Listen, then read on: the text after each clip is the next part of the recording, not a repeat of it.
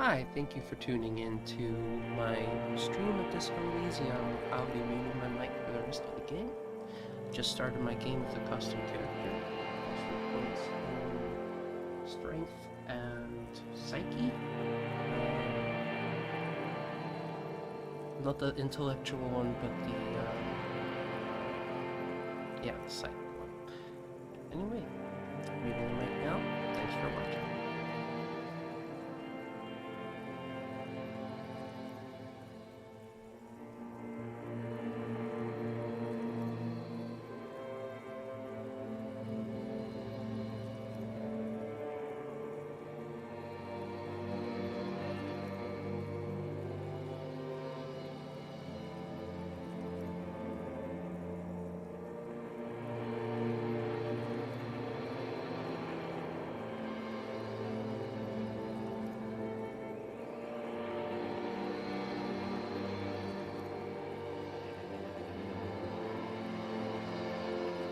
Ever.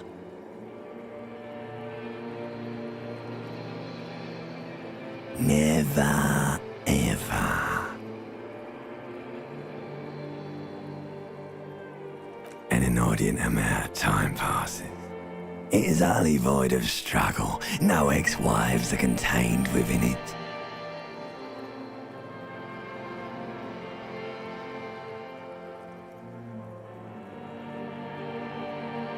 You got it, sweet brother. Nothing upon nothing upon nothing.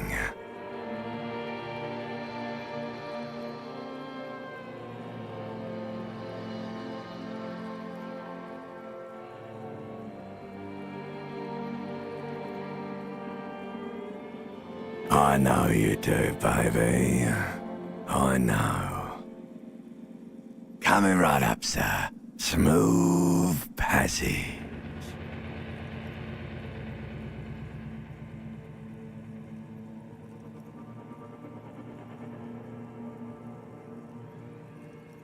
Do you really?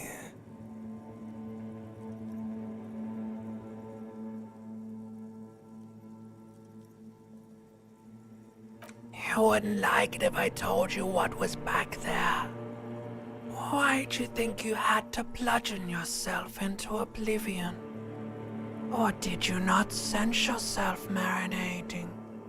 Poured so much on yourself, got a bit carried away, did we, Chef? Fear and apprehension. You should ask what's out there first.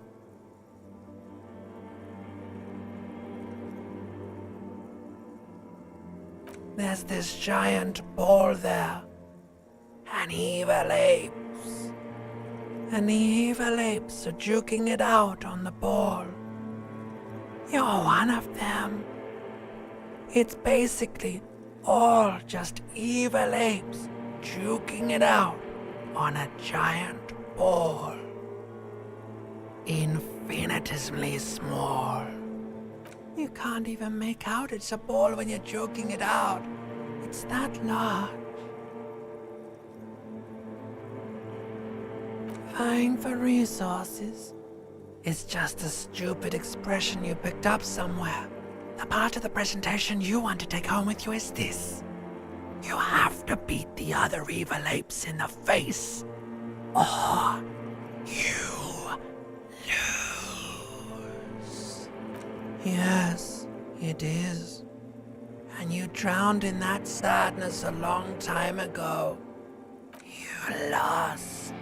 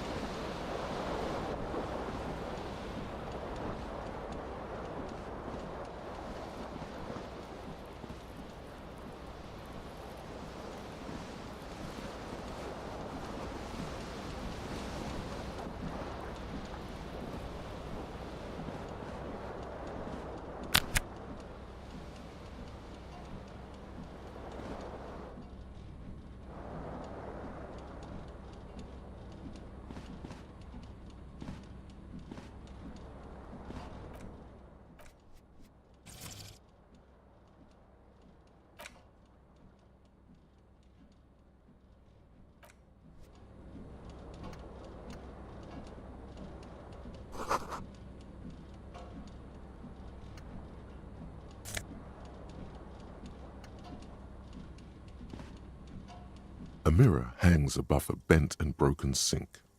In a fierce discharge of masculine energy, someone has ripped half the faucet off. Hot water sprays from the base and steam covers the mirror. You cannot see yourself, just the outline of a man. Suddenly, you realize you have no memory of the face that awaits you there, underneath the soft vapor.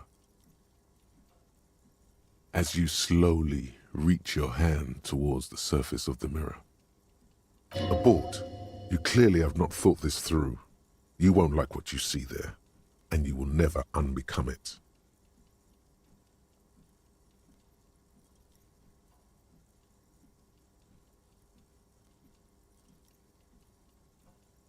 Behold.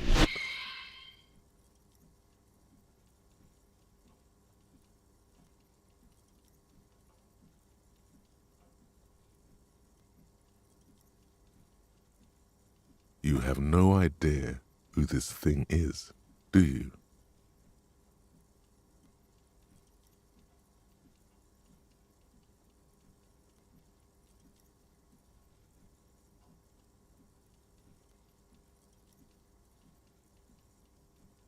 It appears you're also dead.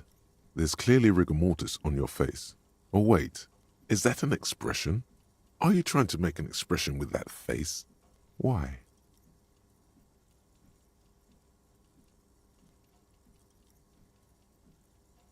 Please stop. It's horrible. You're scaring yourself.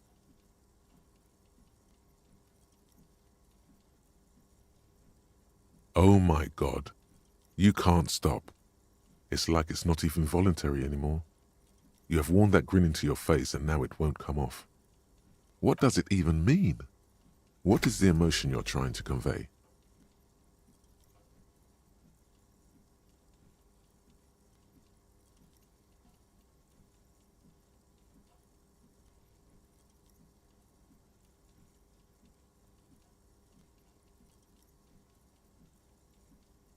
There might have been, 10 years ago.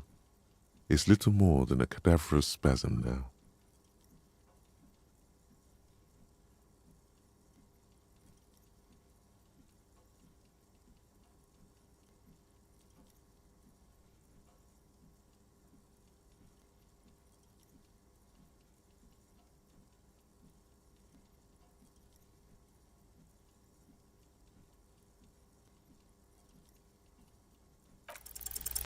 Like the rest of you, it comes from a bad place somewhere in the past.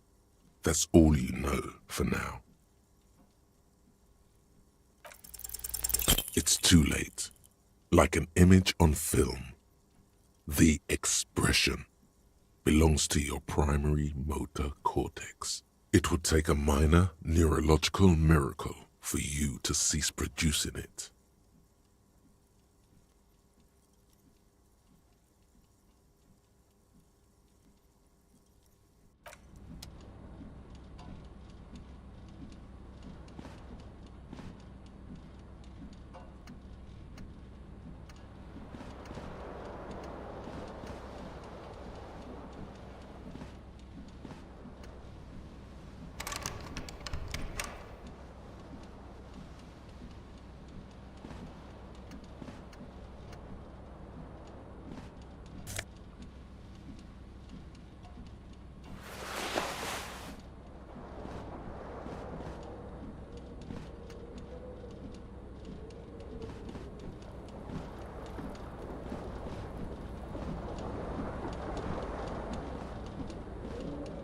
This fan has two chain pull switches.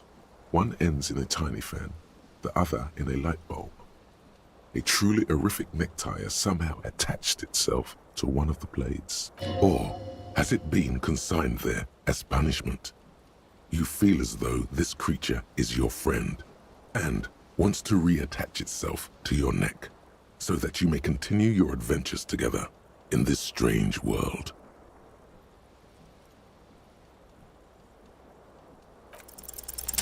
You swoop up and catch the tie. Snap. It's released from the blade. Warning, warning, the necktie is no longer contained. What you have in your hand is a fantastically colorful tie with 4 or 5 different patterns. The knot reminds you of a noose. The blades come squeaking to a halt. A terrible mistake. Turn the lights off immediately. You can practically feel the photons burning a hole in your brain. It's just a little hangover-induced photosensitivity. Don't overreact.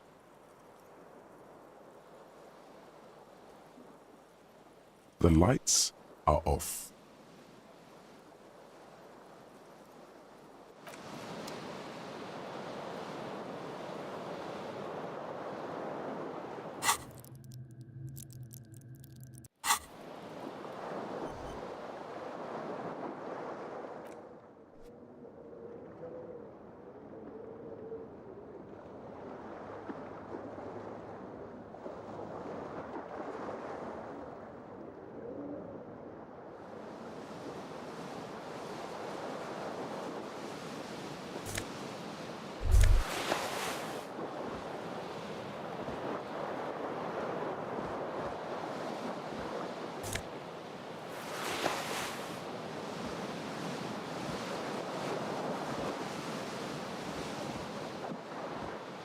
The window stands broken in its frame.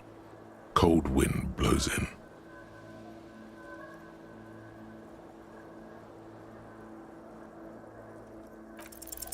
The shards face outward. Whatever broke this window came from the inside. A fine web of scarring covers the back of your right hand, but none of it is recent. More likely a projectile than a held object. There are no fragments on the floor from pulling a tool back in after impact. It is too large for a bullet, yet too small for a piece of furniture. You're looking for something heavy and larger than your fist, like the green shoe that's on the hat rack in the corner, which, coincidentally, is missing its friend. Congratulations, you smashed the window with your own shoe. Now you only have one. If you're lucky, you can still find the other on the balcony outside. The door to it should be outside your room. A cool wind gushes in. Your toes curl up from the cold.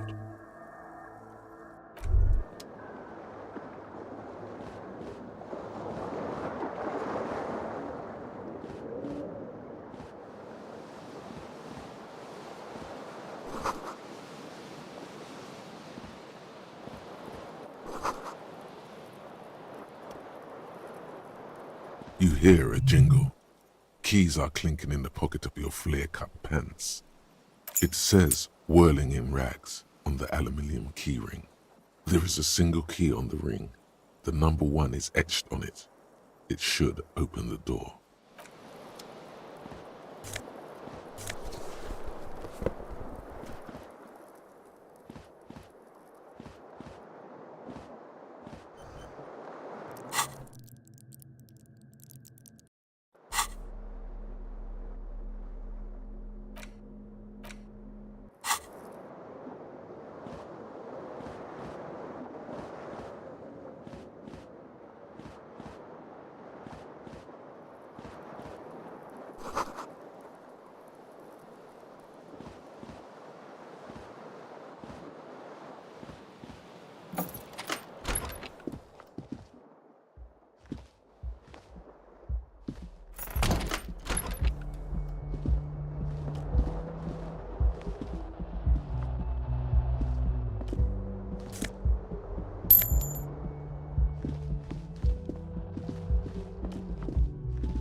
Hello, officer.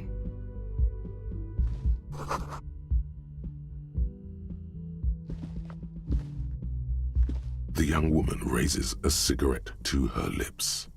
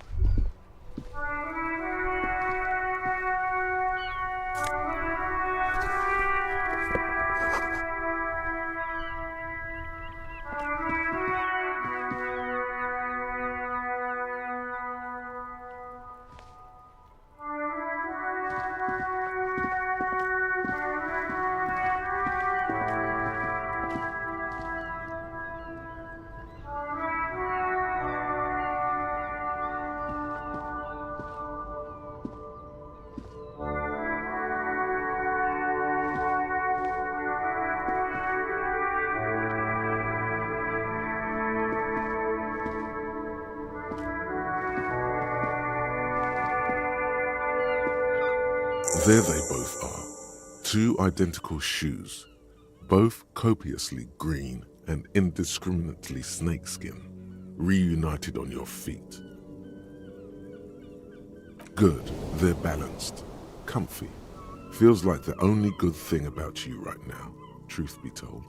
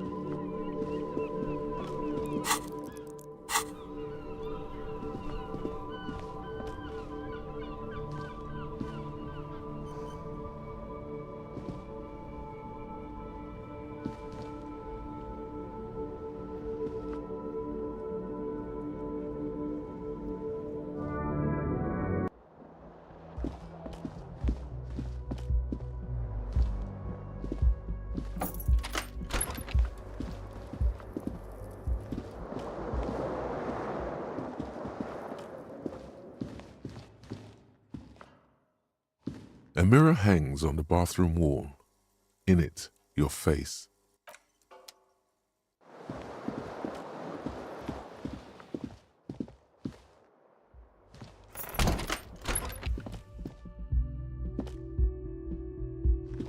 Officer? No. There's only one solution to this. You're a businessman.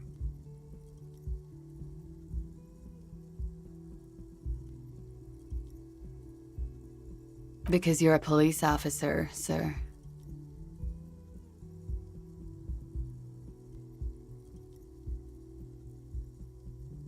I'm not, unless you've been shitting us all this time.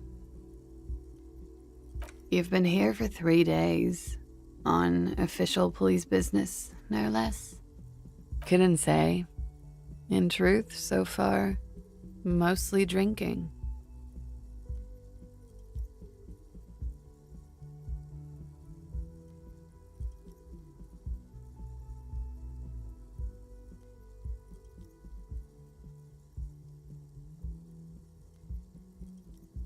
Don't be so harsh on yourself.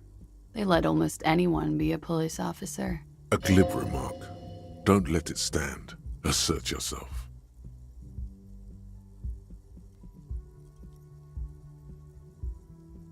A fondness for contradictory statements.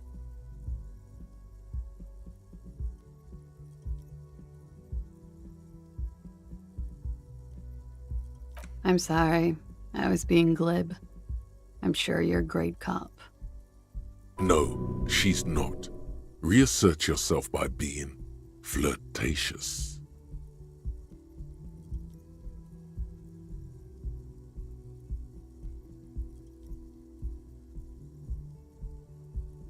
Of course. Be careful, officer. They don't like the police around here. She looks back at you, a light glinting off her eyes. Goodbye.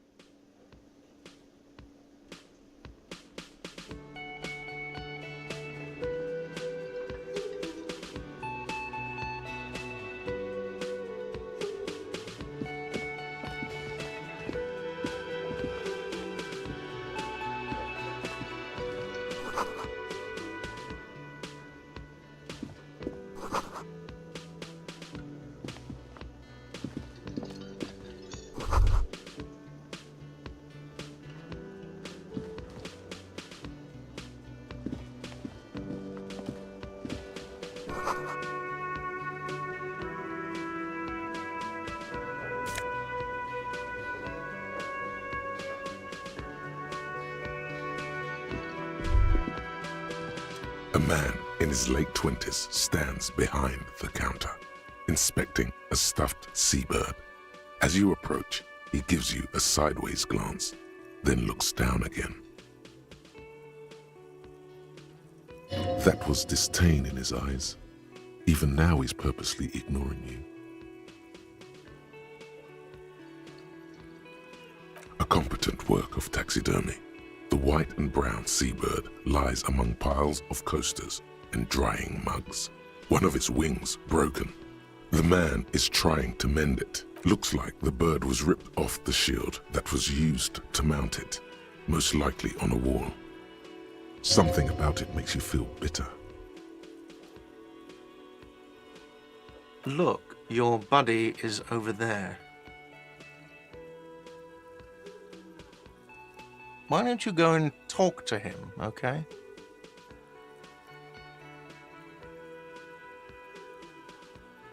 He pretends not to hear you, concentrating on the bird instead.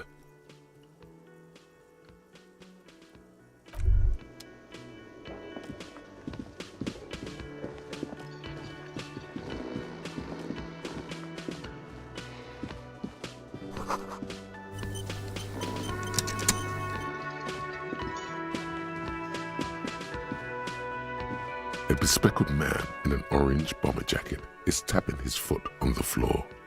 Looks like he's waiting for someone. As you approach, he narrows his eyes and extends his hand in greeting. If an assault were launched on this building right now, if the windows came crashing down and the whole world descended upon you, this man would hurl himself in death's way to save you. You are sure of this, but why? Hello, I'm Kim Kitsuragi, Lieutenant, Precinct 57. You must be from the 41st. You realize he's waiting for your name. This is your chance to come up with a really good name for yourself. Get creative. Conceptualize. Raphael Ambrosius Cousteau.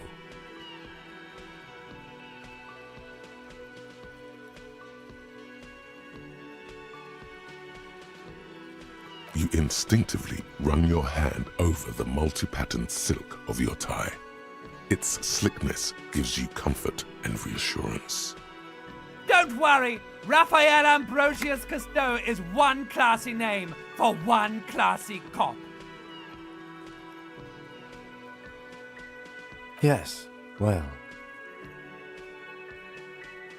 It looks like we had a little scheduling error on Sunday. Saturday too, actually. Have you had time to talk to the manager here?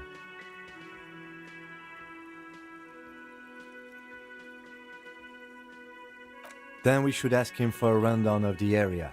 Get me up to speed. I understand the scene is out back, right? It also wouldn't hurt to assure him the police are finally here. In full force, I mean. Have you mapped out the initial interviews?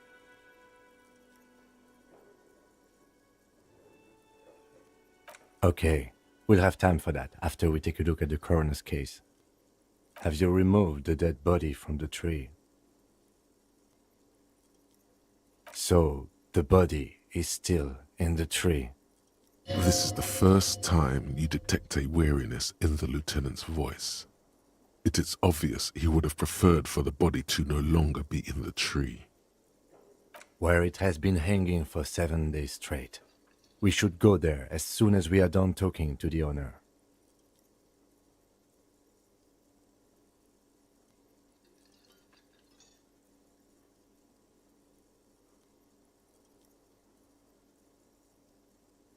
After you, officer.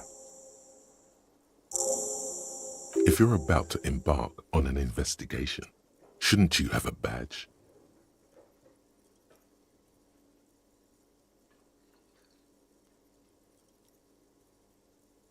You mean you don't have a badge?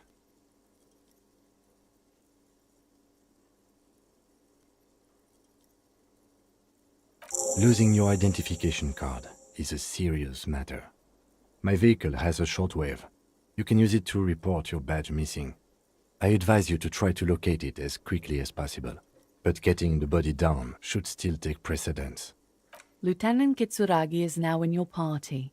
You can talk to him whenever by interacting with him.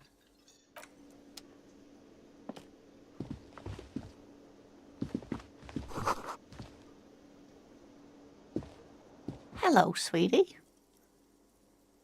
Wait, who's Sweetie?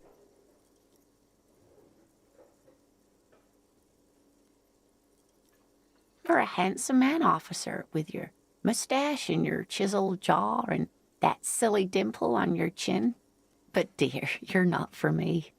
I'm too old and too married besides. You must forgive me. I'm getting so scatterbrained.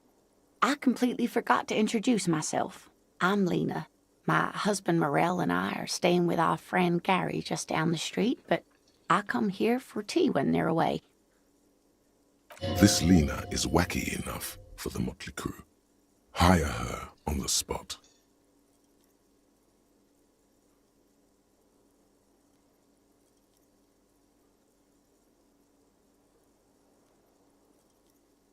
Yes, officer.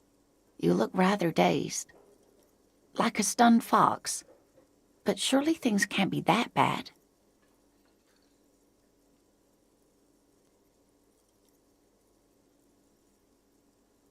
Oh my. You know where we are, right?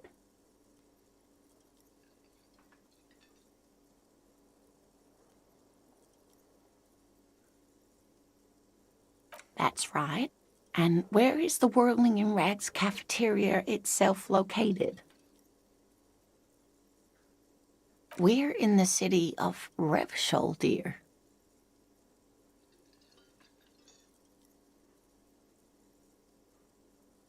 How would I even begin to tell you? Revachol is the most beautiful city in the world. We're fortunate to be here, you and I. I haven't seen very many other cities personally, but everyone says so. Revachol is a rare jewel. This city used to rule the world, though it has seen better days. Speaking of history, you know what year it is, yes?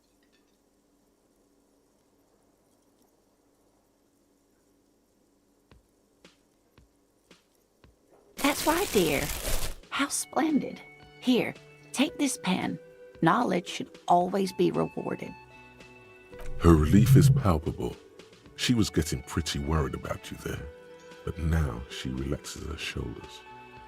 I can tell that this is taxing for you, so I'll just ask one more question. What regime are we living under? What mode of government?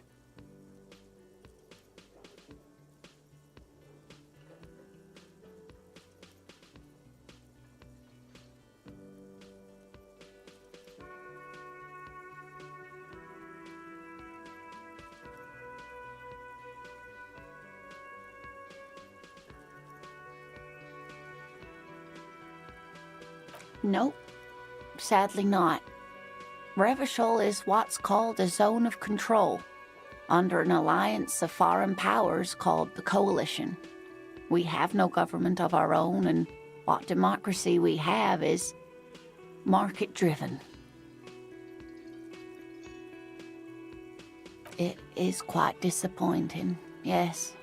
A lot of people would like some form of representation. There's talk, but for now, the RCM is all we've got.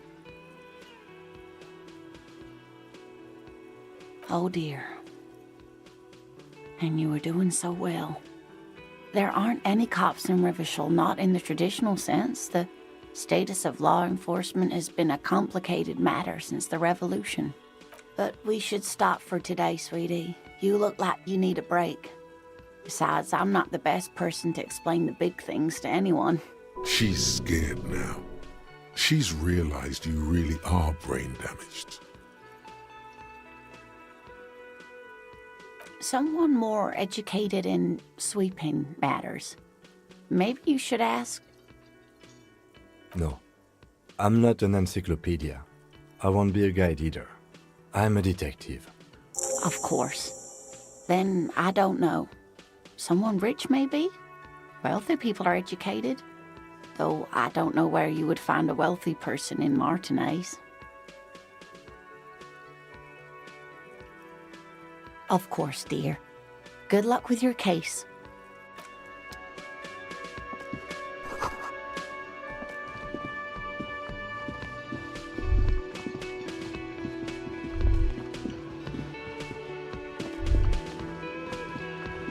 The man with the unimpressive beard notices you approaching. He drops. Mr. Gart, right? Yes. I am Kim Kitsuragi from Precinct 57. This is an inter-district investigation, so joining me from Precinct 41.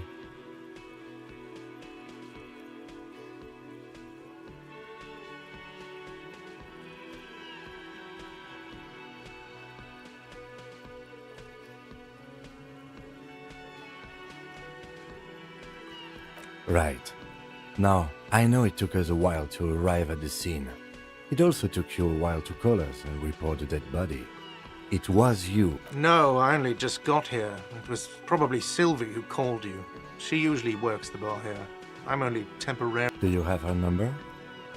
As a matter of fact, I do. You said you just got here. From where?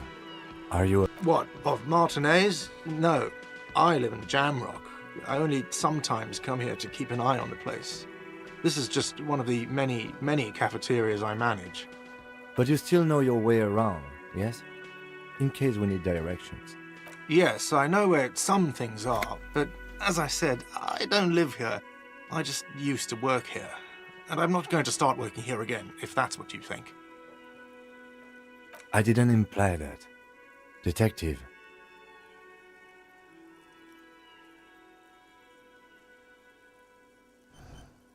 I have everything. You?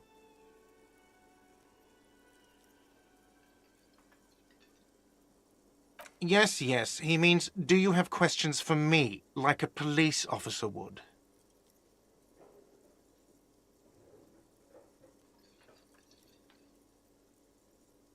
Behind this building, there's a courtyard. They hoisted him up on a tree there. That's easy. See that door there? First you exit through that. Then, to your right, you should see a big hole in the fence. A really big one. You can get to the courtyard through there. No need for the keys. The hole is big enough for the Franco-Nigerian cavalry to fit through.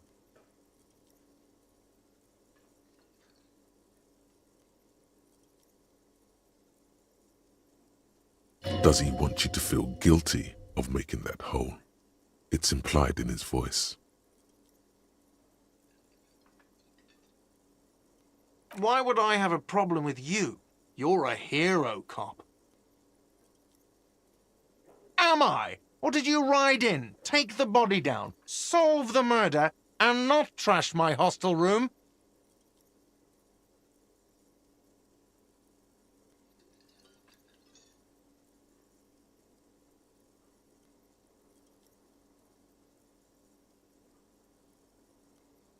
No, you see, actually, you didn't.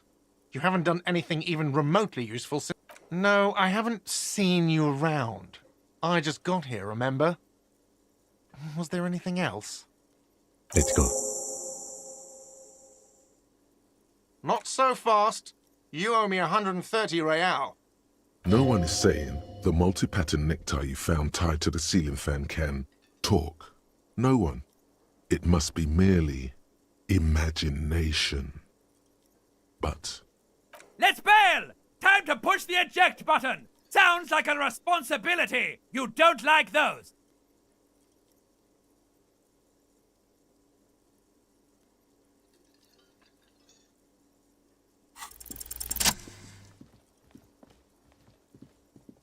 as you blow this joint, behind you a whiny voice shouts, Real mature, man. Real mature.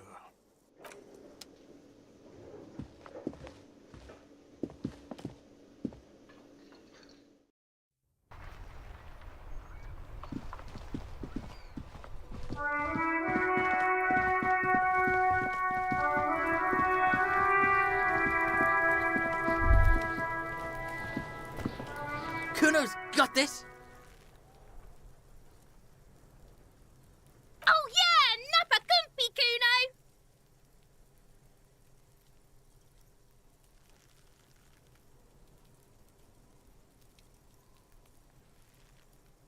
Can't talk, pig. Shit's coming up strong. Throwing rocks. Shit coming up strong. That sounds good. Joyous. You should hang out with this kid and see what that juicy shit is all about. Yeah, Kuno! Ride the lightning, Kuno! Kuno's riding it, see? The rake, Kuno! You should throw the rake at him! The fuck does Kuno know what a rake is? Kuno's not a gardener.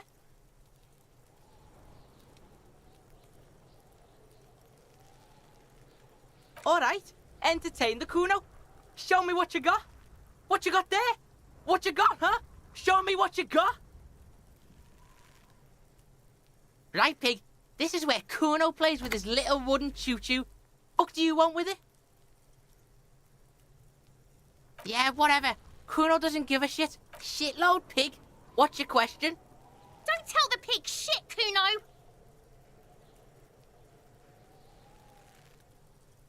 If I were to want to waste my time, which I do not, I would ask them who he is, how he got there, and the usual.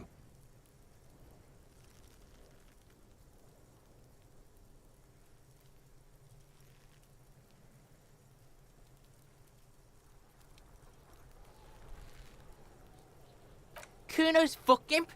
Kuno uses the fuck imp for target practice. End of conversation. Very strong. You should be this stoic. You're testing Kuno's patience here. Get lost,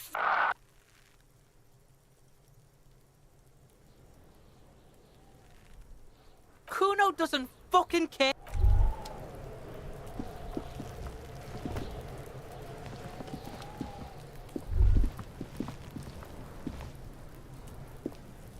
The corpse looks at you with bulging white eyes. The face around them does not look human. It's swollen and ready to burst. His lips are fish-like and his tongue like a ball gag in his mouth. You seem to be holding your breath. A cargo belt twists his neck at an unnatural angle. The body below appears stiff. It's letting out an ungodly rot. The smell seeps in even through your clenched nostrils.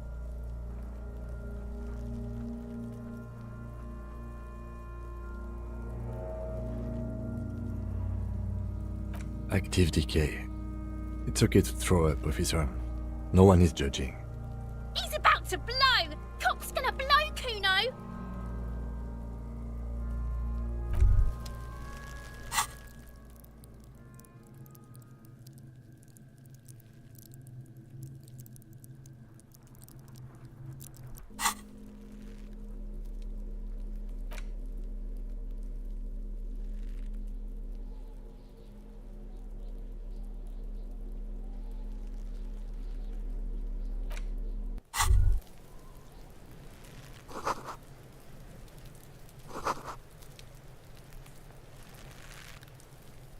There he still is, looking right. Active decay.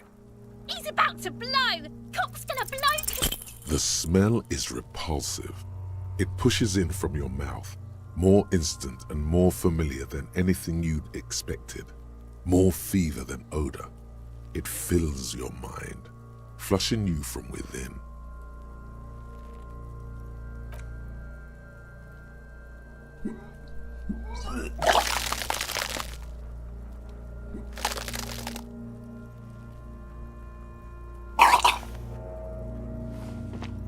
You feel a great force ringing from your stomach.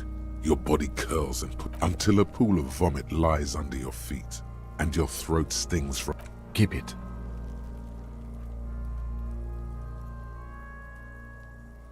The hangover is clearly making this worse for you. You could use some ammonia to clear your head. There is Frit nearby, east of the hostel. They usually have a small apothecary. If they don't... There's a greenhouse here. and a gardener with a wheelbarrow on the corner of the Whirling in Rags. If she works here, she might have something for the smell. Acquiring ammonia will provide a modifier to the white check. Modifiers make checks easier and allow you to retry them.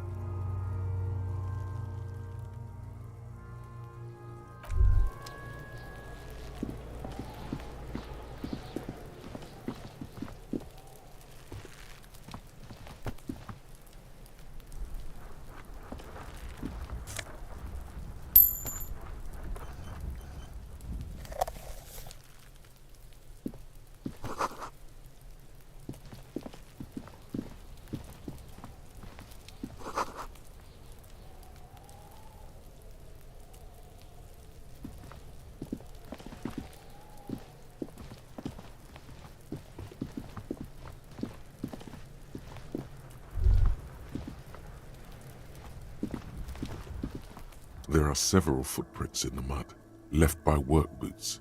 Anywhere from 6 to 12 pairs have walked here. Heavy workers' boots with reinforced toes and hobnails all over the yard. Isn't this something an industrial worker would wear?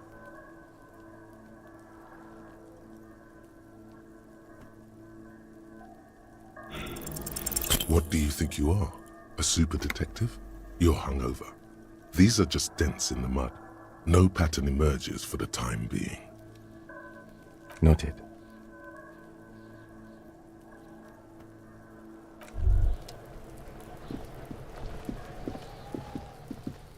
Kuno, the pig's getting pretty close to me. Come to snuff my shit out, I think.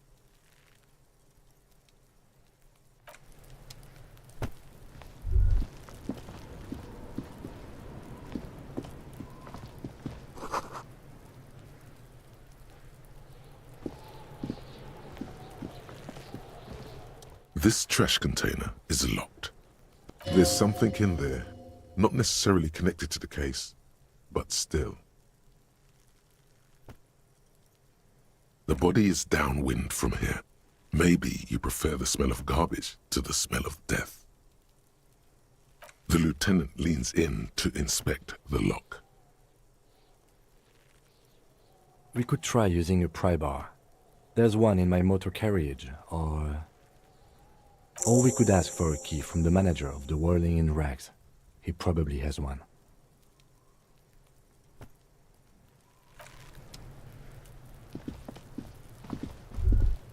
Fuck does Kuno care?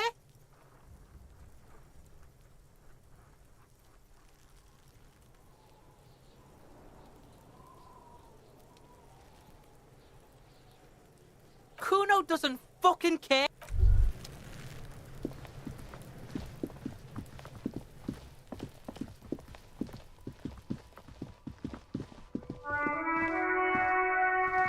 An old call box with a matrix of push buttons lists all the companies in the East Delta Commerce Center.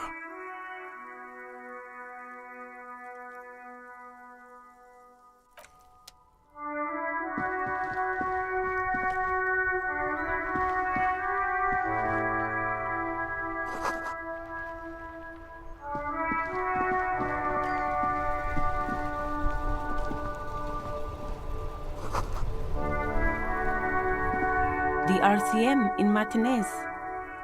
What can I help you with?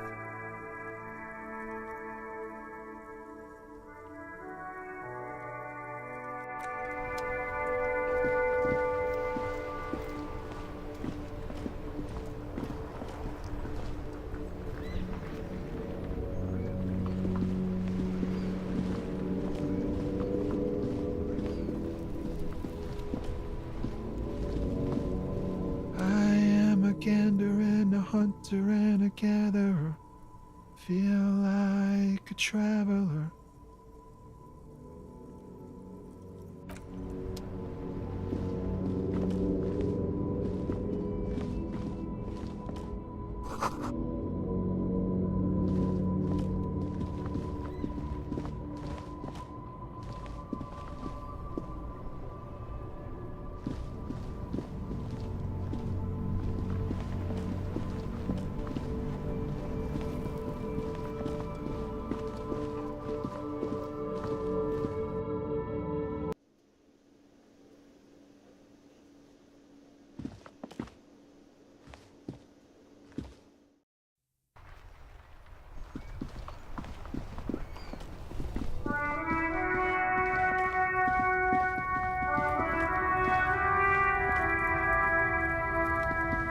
Welcome to Rivachol.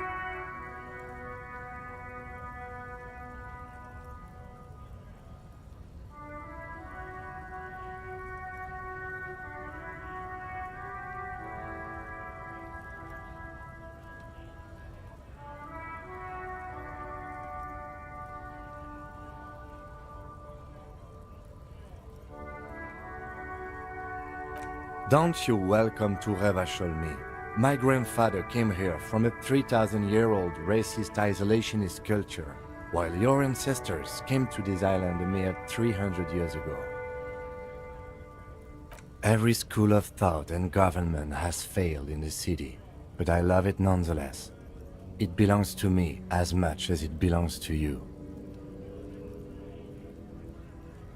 It's men like you who keep Revachol divided, making it that much harder for everyone to climb out of this post-war limbo. Oh, come on, man. I just said welcome to Rivachol. It's a lorry driver thing. I know exactly what you meant. You think my kind doesn't belong here, that I should watch myself and behave. But you see, I'm an officer of the RCM. It's actually my job to make sure you behave. I would advise you to remember that. Silence. The air between them. Your partner needs backup. Now's your moment to shine.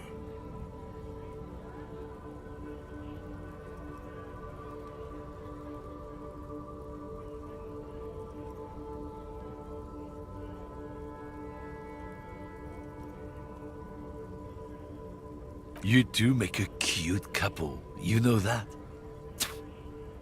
The lieutenant exhales and resumes his regular calmness. Whatever you say, officers.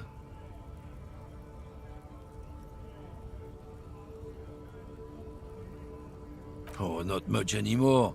I'm here to pick up some cargo, but the dock workers are on strike, so it's a sit and wait on your ass situation. The strike? Oh, they've been at it for a while. A month, 2 months maybe. But this here is just the last week or so. Apples. Yeah, apples. I take it you had other questions? He's given you the runaround. Let's be honest, you were bested.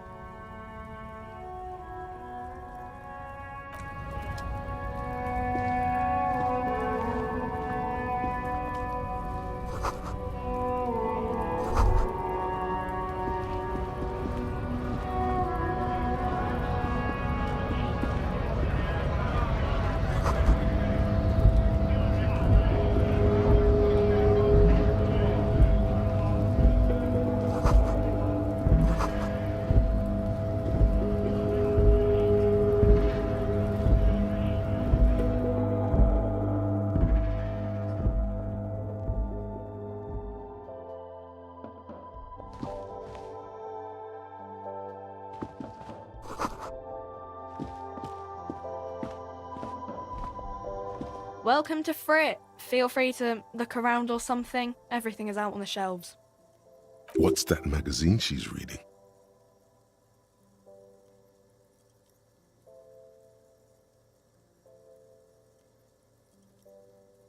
You mean this? This is Pop Stars. It's got, like, famous people in it. It's not for sale. Looks like it also has something called Police de la Mode, featured on page 34. This speaks to you.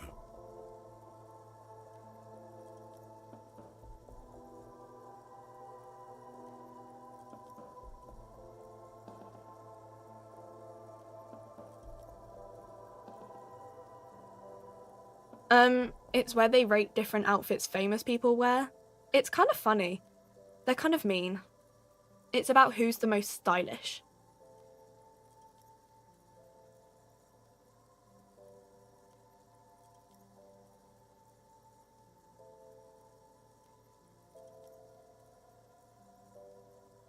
Benita.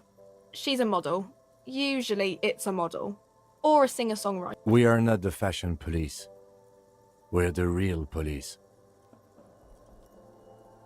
Okay. I'm not really supposed to be chatting to anyone, but... She looks up from her magazine, eyes filled with tired ennui. Yes, what we have is there, in the medicine cabinet. Go take a look yourself.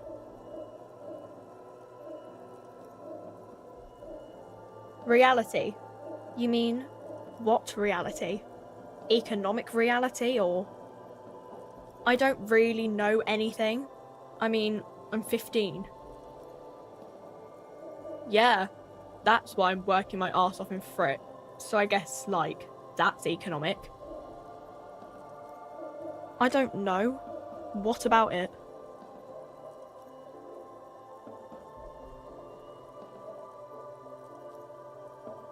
Cool.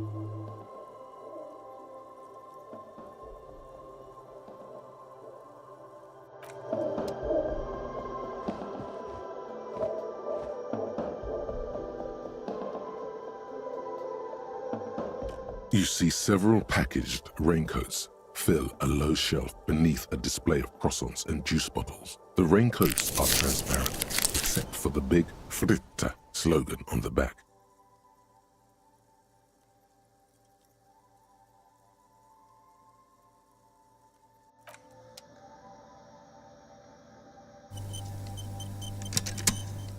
You see several packaged raincoats fill a low shelf beneath a display of croissants and juice bottles. The raincoats are transparent, except for... What is what? If you want to buy one, then it's only...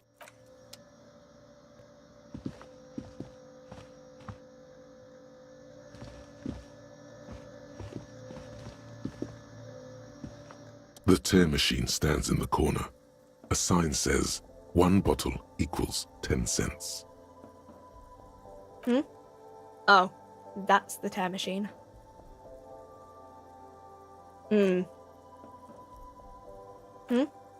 Oh, that's the tear machine. It's a machine for tear.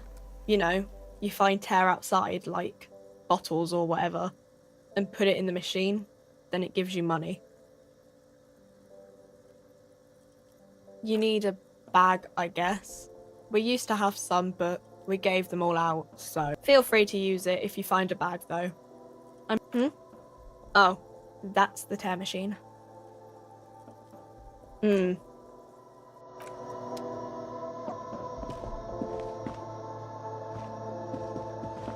A small cabinet on the wall is filled with various medicine bottles, nasal sprays, and blister packs. They all bear the Saint Baptiste Pharmaceutics logo.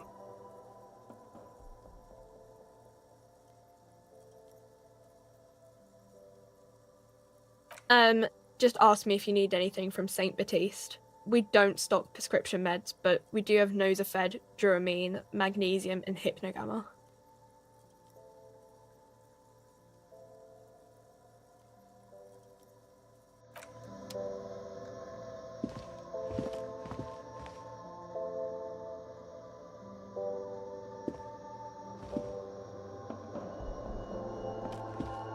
A colourful display of cigarettes and alcohol bottles line the shop wall, inviting you closer.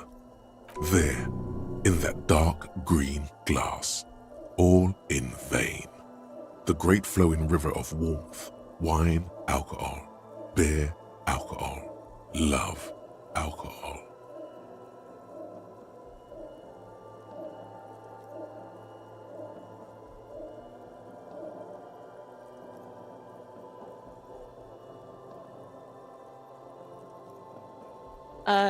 Guess not, no. Good thing you're an unrecovering alcoholic then. I'm obliged to inform you that both alcohol and cigarettes damage your health, but I guess you're already... Don't ask, don't look, don't do anything here. Just go away. Get back to work.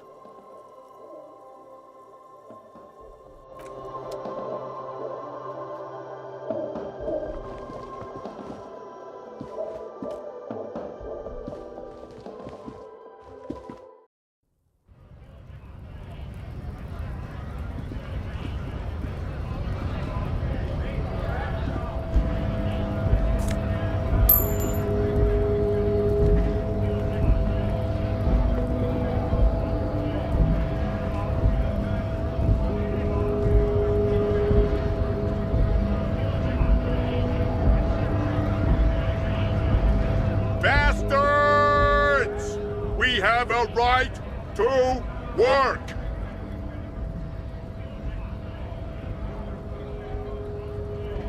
Hold up and stay frosty, everyone. Cops are here. You here to fuck with us? Beat the honest worker down. Good. We're fighting for a cause here. Right to work! Right to work! Besides, we're not that different. It helps if people see us talking, cops and strikebreakers together. Shows authorities are on our side. Builds confidence. Maybe you should ask them the questions, like why we're not allowed to make a living here. Shame on you! We have families to feed, you piece of shit. So do we, Scab.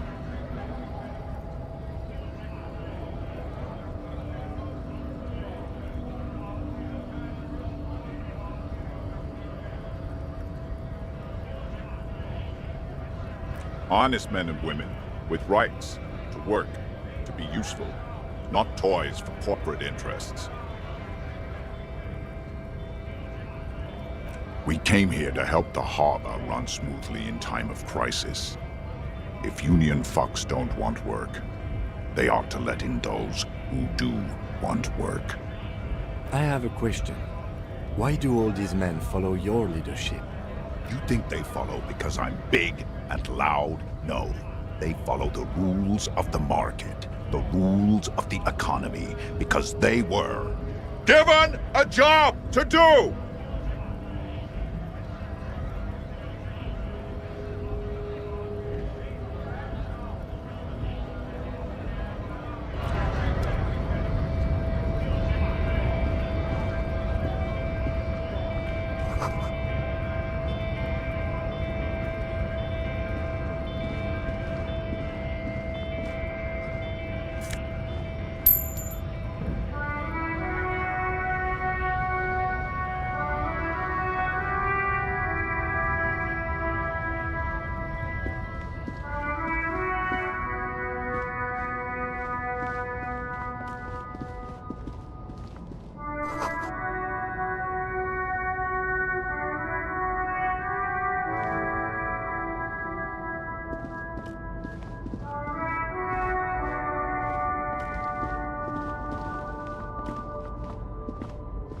Old monument stands in the middle of the traffic island, pointing toward the sea. It looks as if it's been reassembled piece by piece, secured and mounted in the air with the aid of numerous ropes and rods. A silver plaque on the statue's pedestal reads, "I am Philip III, the Squanderer, the greatest of the Philippian kings of Revachol, son of Philip II, the opulent, father of Philip IV, the insane." Not a good track record of mental health in that family.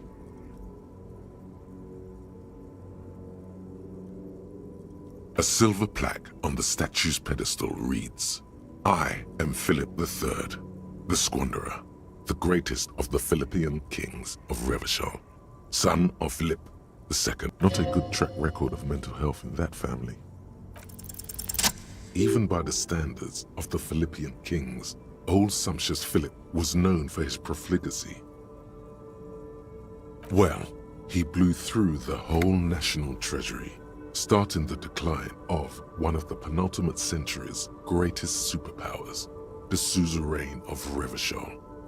His own maladministration foreshadowed the fall of the monarchy during the anti-centennial revolution, an end to his family line and the monarchy on the Insulindian Isola. Stories have it that he had his bedroom converted into a treasure chamber where he stored unfathomable wealth, Krugerrands, bars of gold, ornate weaponry, armor, and various chalices. He called it the Sol Aurum. It was obscene. There were whispers he slept on a huge pile of gold-dipped feathers like some obese dragon, instead of a The man certainly knew how to live.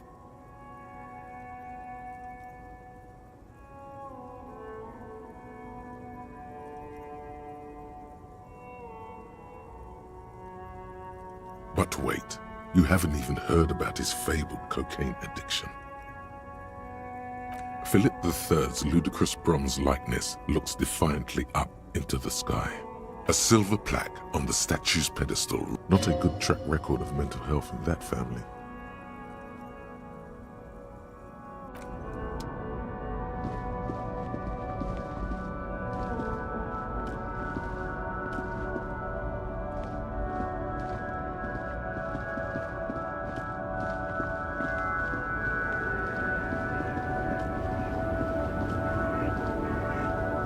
The small, wrinkled woman does not greet you.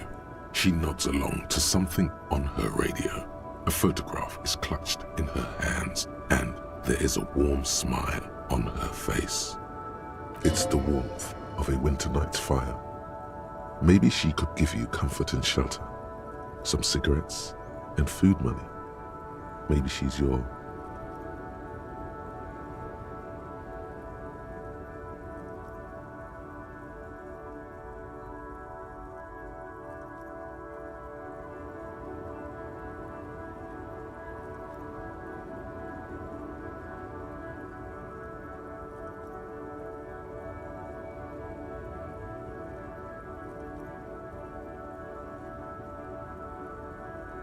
No response. Wherever this woman is, your words fail to reach her. Nothing. Her smile just keeps widening. No, this one is a monster in disguise. Wait. She's just a distracted old woman. Better to leave her alone. Why? I just told you why.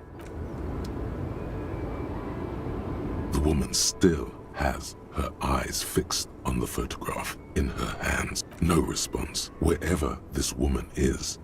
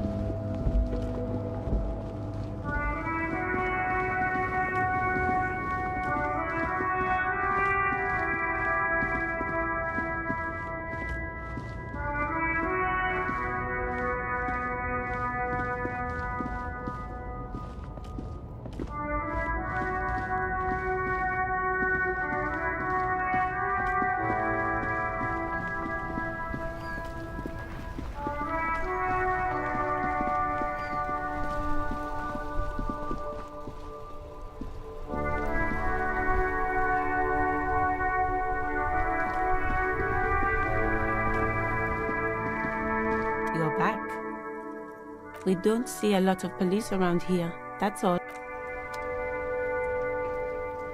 You're back. Of course. What can I help you with? Sure, I'm done with it. Go easy on that stuff. It gave me a terrible headache. Of course. Where to? No problem. Of course. Her gloves. You get the feeling that you need them. You have a dead body to deal with after all. Sure, keep them. I have another pair.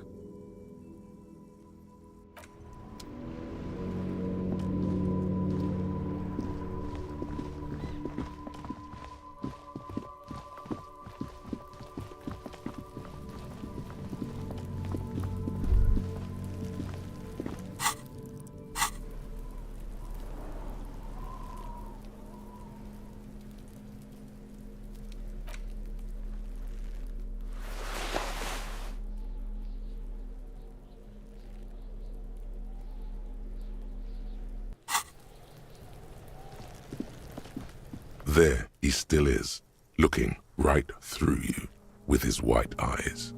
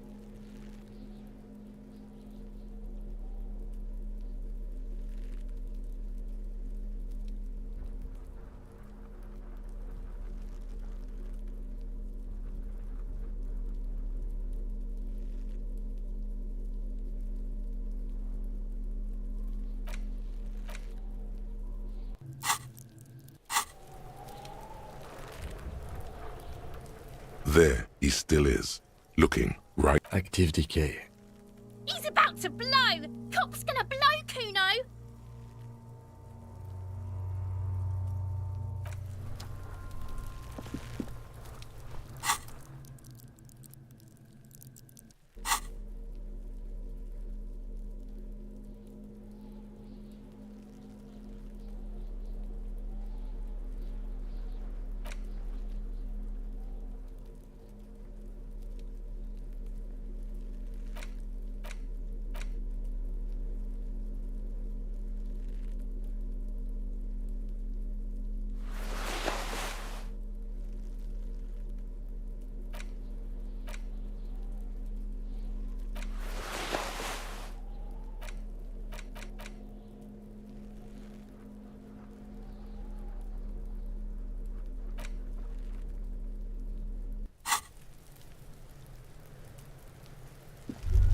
Yes?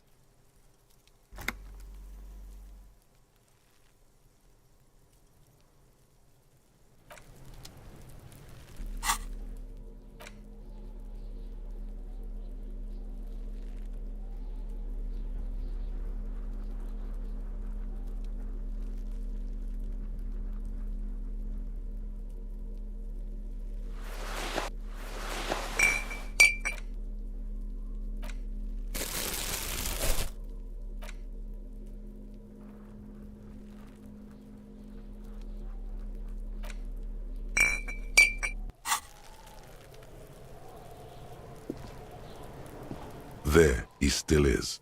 Active decay. He's about to... Active decay. He's about to blow! Cop's gonna blow, Kuno! You crack open the ammonia ampoule and breathe in. The odor of death is still stronger. It's a spell of the mind telling you to run, and your stomach to wring itself empty. With your eyes squinting, you stand in it.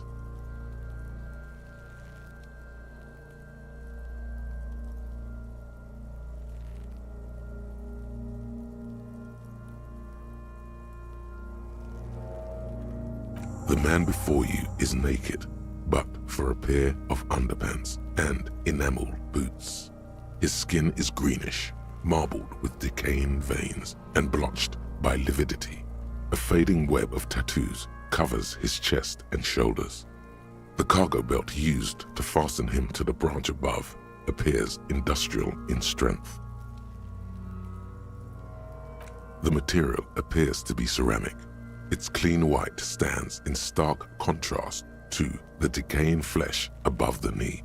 The man wore thick polymer socks, probably for padding. A fine array of interlocking plates covers them. Delicate and fragile, they feel alien to the world around you, out of place somehow. These are clearly not boots. They're armor, possibly part of a larger set. The cadaver slowly twists on the cargo belt, his torso covered in tattoos and extremities blotched pink, and the hangman's knot is pulled tight by the weight of the corpse below. Yellow, hard-edged polyester cuts into his neck. Above, a sliding buckle ties the belt to the branch.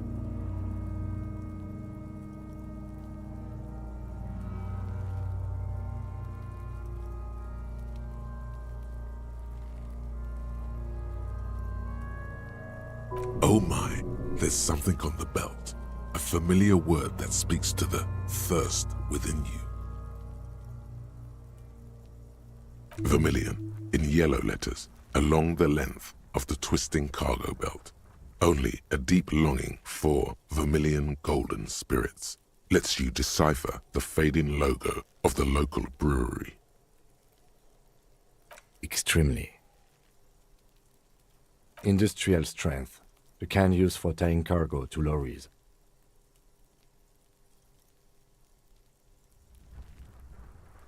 Yes, it looks like they use whatever was on hand, paying no attention to not incriminating themselves.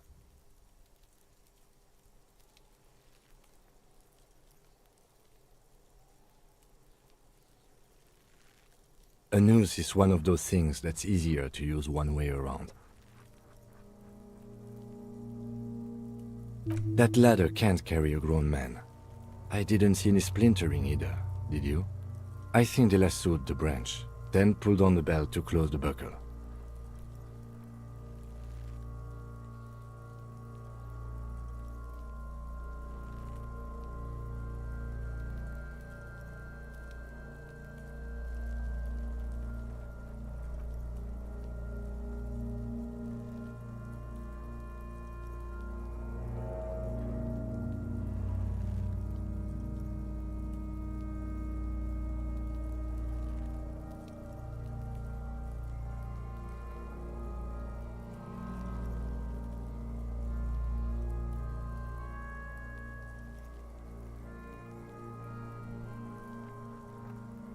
It's not merely polyester, it's steel reinforced. See these lines? This is where the wires run. I see rabbits for more than 20 strands. This makes getting him down much more problematic than I had assumed. The brief suggested as much, politically motivated by the ongoing strike. Did you not get a briefing? Then you should ask me the first moment we get. The cadaver hangs from the cargo belt, limbs limp and torso covered in An intricate web of blue lines stretches across the torso, from the right shoulder to the solar plexus. Each time they intersect, a small white star is formed in their crossing. Hundreds of fading asterisks riddle his skin. Their concentration is highest around his heart. His corpse is marked by stars. Alcohol and heartbreak. Your fist clenches suddenly.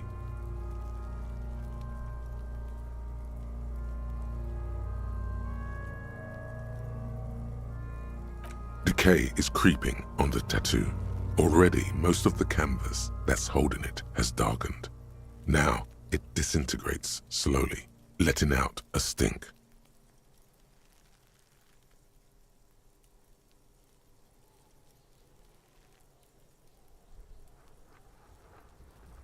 A map of the stars. I do see some similarity to astronomical charts. Great Century Messinian, maybe. But this seems more particular. Customized. As if someone left out most of the night sky, filtering it through personal choice. The principle of this filter remains unknown to you. The thought dissipates, and you feel as though you were only half right. So am I.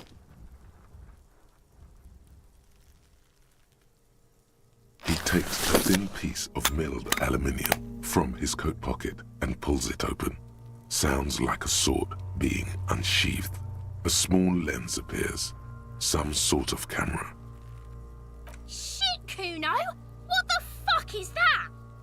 An instant color camera.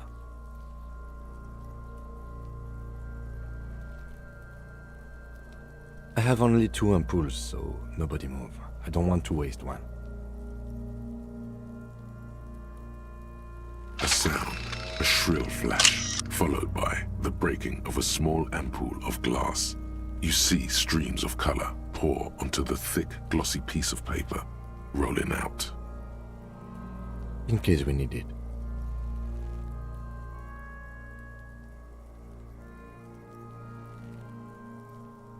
Yes, it is pretty cool, isn't it? It contains insight to the victim's person. By his build, I'd say this was a man of physical violence. The story he wanted his body to tell was important to him. It is his letter, to us. Someone should decipher it. We'll need to show it around.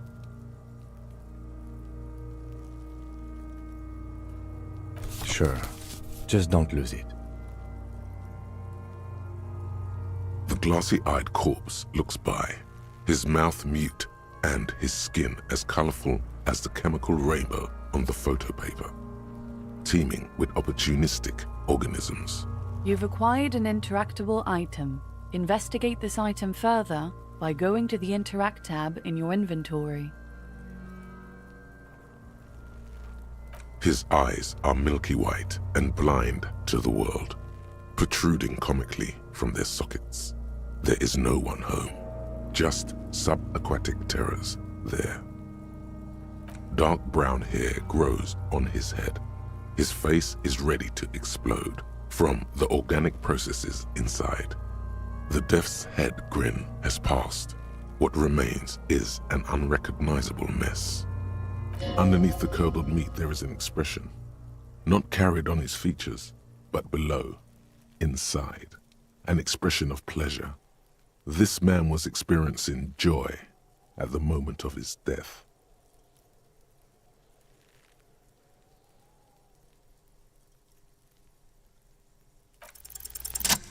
I'm gone.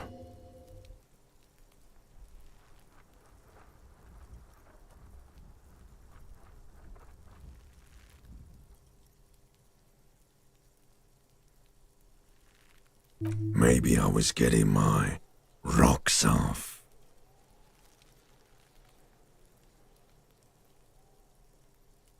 It's a mishmash, Copabolo. You think I'm Messinian, don't you? For you, this is how people from Messina speak like. No, my hair is too light a shade of brown. My eyebrows too. Trust your inner racist.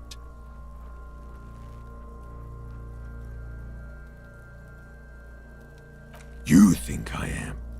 You think I was a racist because this lump looks military and has tattoos. That's called profiling. Do I look like an erotic auto-asphyxiation type to you, Captain Coppadromo? I fear we are drifting away, fixating on sexuality again. Let's go with a simpler question.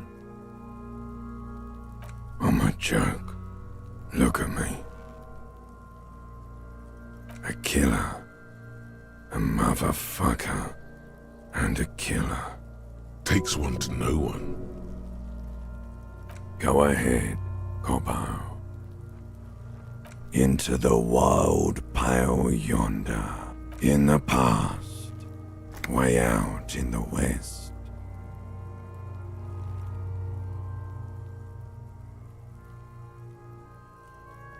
What do you mean? It's the power of your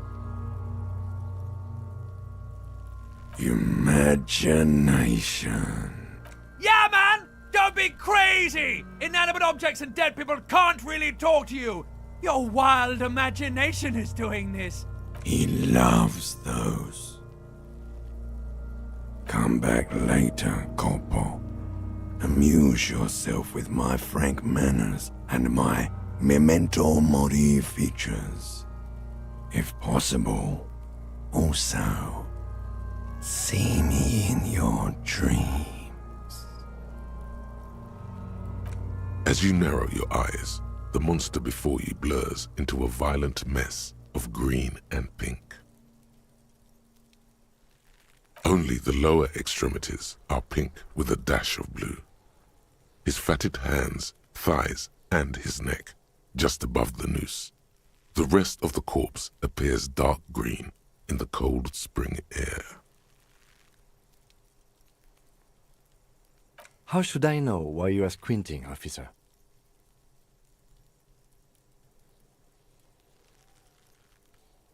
Oh.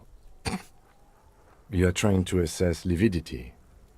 The monster comes back into focus, an explosion of color, coursing with dark marbled veins. His stomach appears pregnant with something. Black liquid streams down his thigh and onto his boot. So, what do you think?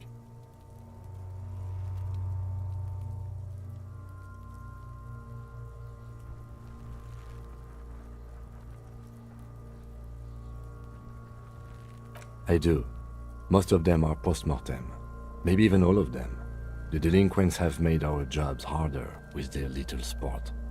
Stop talking in riddles, coin slot. It means you fucked him up good, Kuno. Fucked him up brutal like.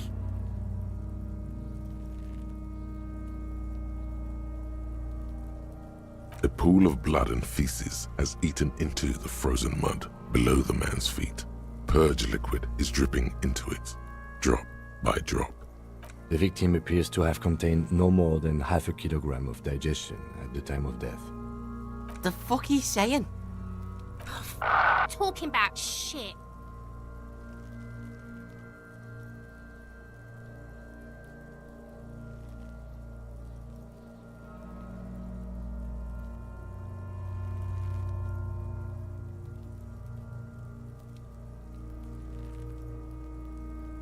Maybe.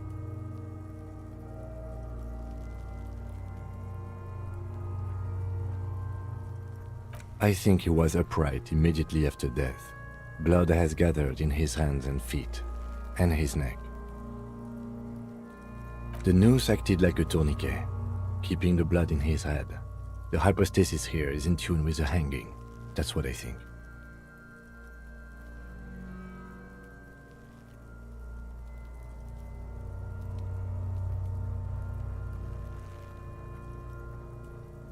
There's always a chance. We should check for ligament marks on his neck to see if they're in tune with the belt. We'll have to get him down first.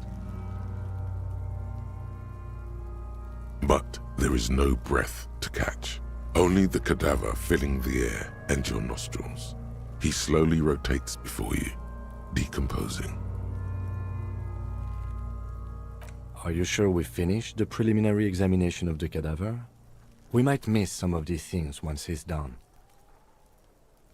The cadaver slowly twists on the cargo belt, his torso covered in tattoos, and extremities blotched pink and blue.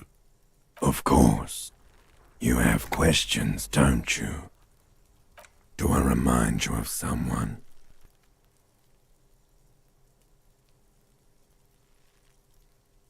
No, not quite. Be fair now. There you go. Look at that bright kid. We're birds of a feather, you and I.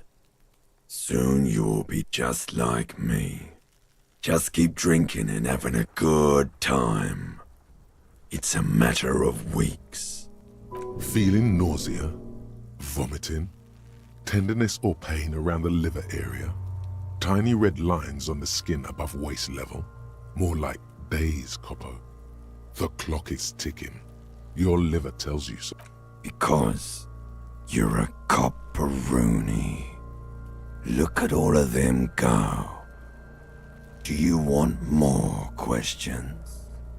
Coming right up, copperoonie Rooney. This is getting upbeat now. Love did me in, Brother Copo. It was love all along. Because you have. Fuck no. You're no Rooney.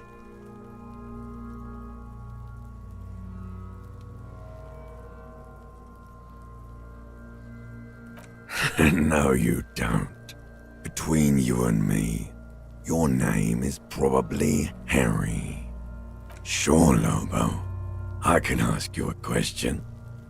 Why are you doing this? Looking at my face, motionless, looking into my eyes, standing here. Why are you investigating my murder?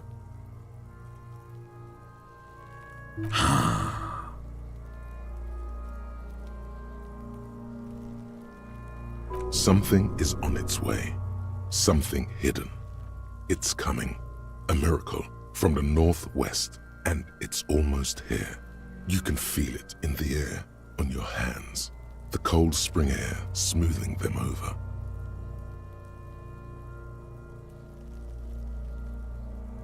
Come back later, Corpo.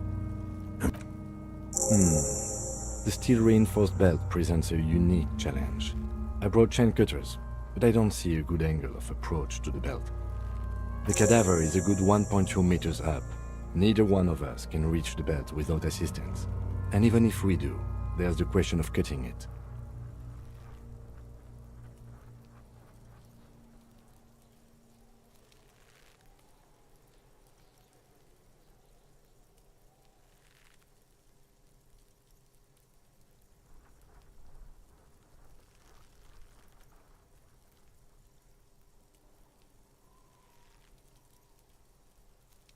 Climb up there and saw the branch? There has to be a less risky way, with less falling down of trees. Someone else? You mean like the police? Someone like a paid garbage man? Or a cleaning crew? I have bad news for you. That is a detective. I know it's hard, but I assure you, the others won't come to help us. And we have a growing sanitary concern here. We need to get him down, fast. Yeah! Bang bang time, pig! Shoot his head off! How?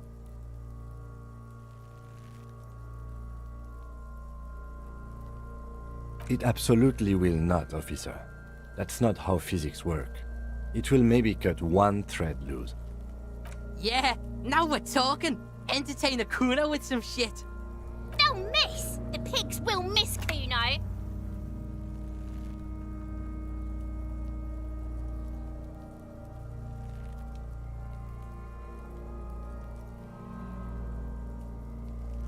What else can we do?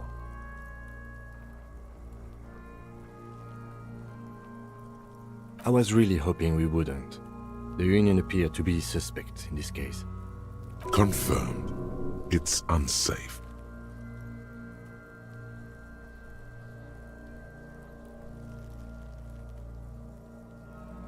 But what other options? The corpse twists on the belt, like chicken on a skewer.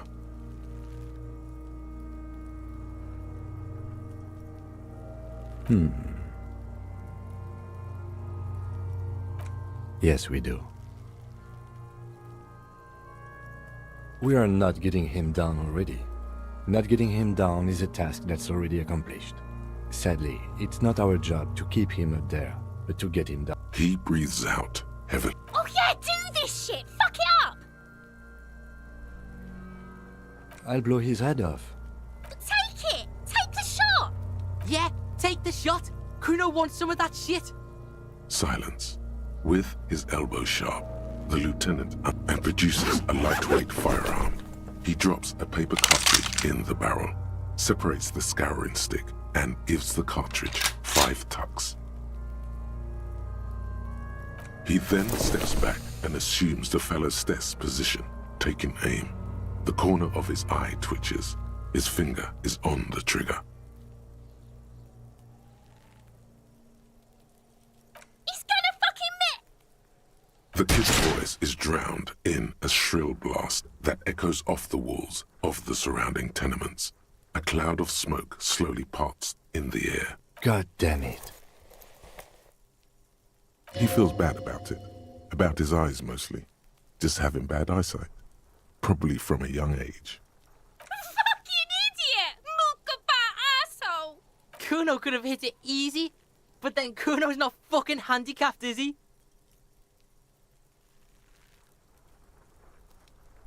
No, we are lucky as it is. We didn't break anything, and the victim remains. Any more mistakes could put us in an unfortunate position with the locals. We have eyes on us. I didn't do us any favors with that. I have to say, it's beginning to look unlikely we can get him down without assistance. Okay, they do have the tools and the men. And since it looks like they put him there... Okay, let's do it in the lousy, dangerous way.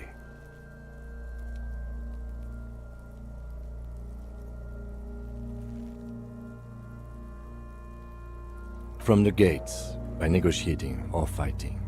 I'm unenthusiastic about fighting. Or we can try to find some secret third path. It's unlikely though.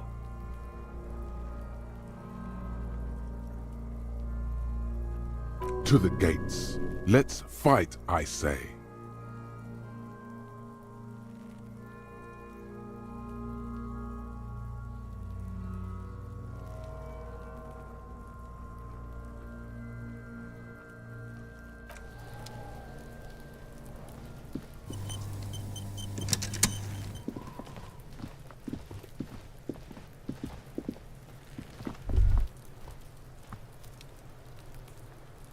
Fuck does Kuno care? Kuno's Kuno, pig? Kuno. Primal. Violent.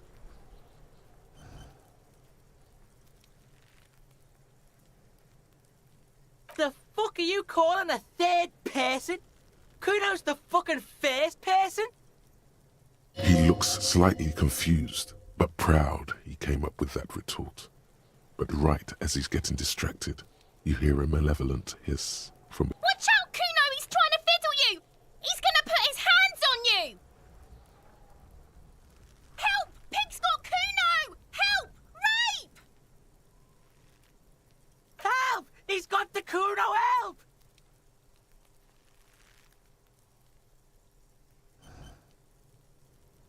Yeah? Get out of here before the Kuno beats the shit. Yeah, that's right. Drag your fat ass out of here, fat boy, before Kuno fucks you. Don't listen. Just go.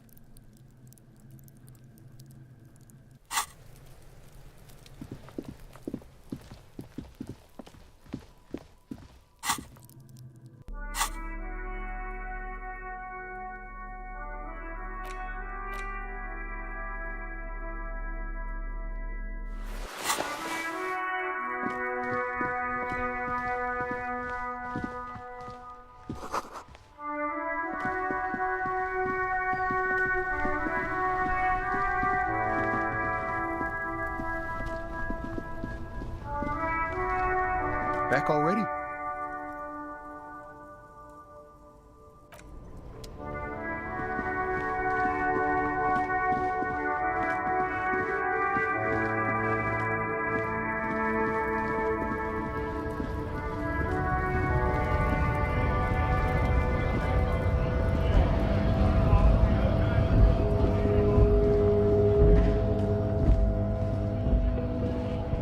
lorry stuck in the traffic jam. This big, heavy Grad-made machine is well kept for such an old machine. The windows are clear. They've been recently washed. You can see a lorryman's cabin with personal belongings, stickers, insignia. The driver has adorned his space with a substantial collection of peculiar paraphernalia. Proclamations about honor, strength, and purity are glued to various panels. The back end of the cabin has a small perch to sleep, large ashtrays. There are several suns and wheels sewn into the curtains. Racist nationalist paraphernalia. Not unusual in this part of town. This is our guy.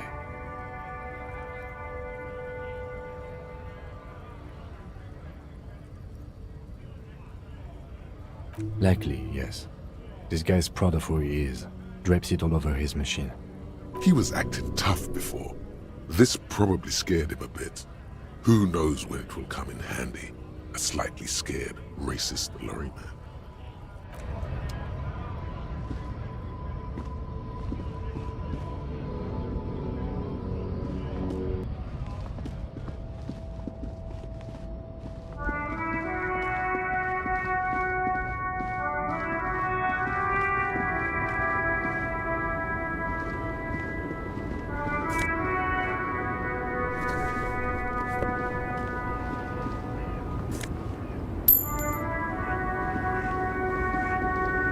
Still has her eyes fixed on the photograph in her hands. In the background, the radio plays. No response. Wherever this woman... Nothing.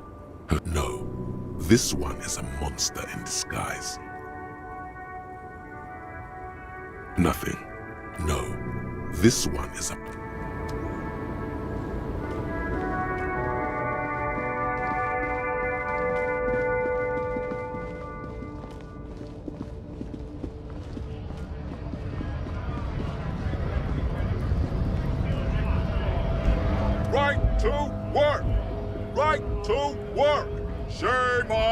Have fun. Union shits are on full strike. Don't think they're going to let you through the gates. I'm trying to meet their fat boss. Right to work! It's shameful. Cops doing nothing. You should bring backup. Open up the gates for us. Blockading gainful employment for workers is a crime.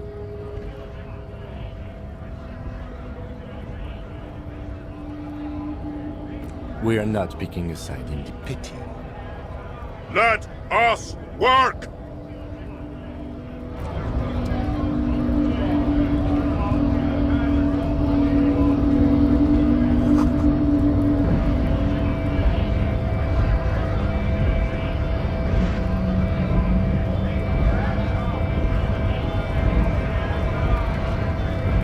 Scab?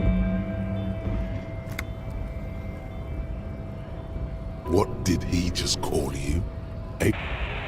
Oh no, not this again. You just got away from that fucking kid.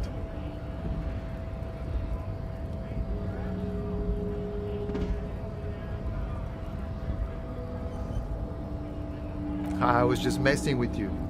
No one's ever seen a cop, Scab. Imagine, you cops going on a strike, but then another cop comes in and says, let us cop for less money. Speaking of, what brings the RCM here, to the Wild North? Come to see the strife?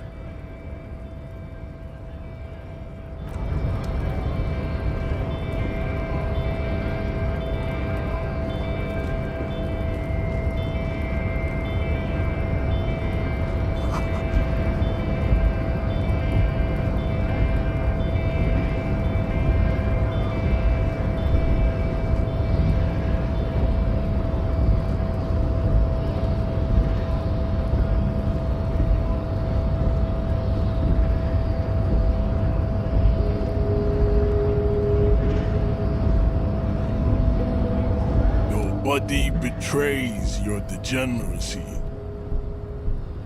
Yeah, Measurehead. His body totally betrays his degeneracy. Don't say anything. Size him up first. Are you admiring my morphophysiology? It must be frightening to stand in the shadow of this racial pinnacle. Be calm, Ham Sandwich. You are not in danger, because you are not a threat to me.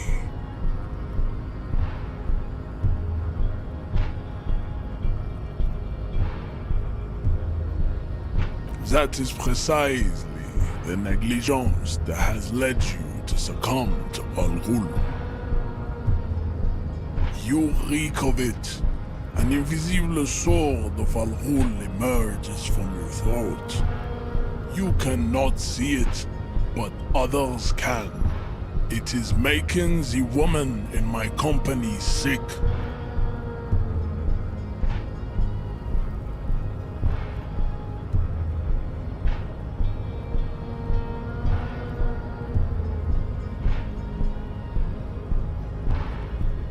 Yes, Al Ghul. Al Ghul is an ancient Ilmaran poison, a parasitic fungus that has colonized your race. It is a trick the desert pygmies played on you, for humiliating them and stripping them of their land.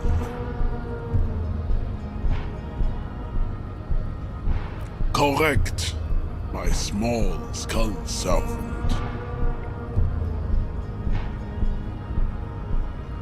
It's not good. It's like a rat crawled into your stomach, got drunk and drowned.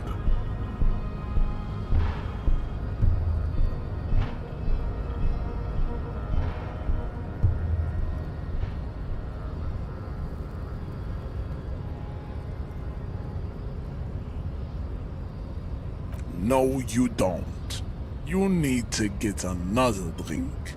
Occidental Haplogroup B4 is done giving orders around here. The influence of the Ham Sandwich race is waning. Show him the ham still got it.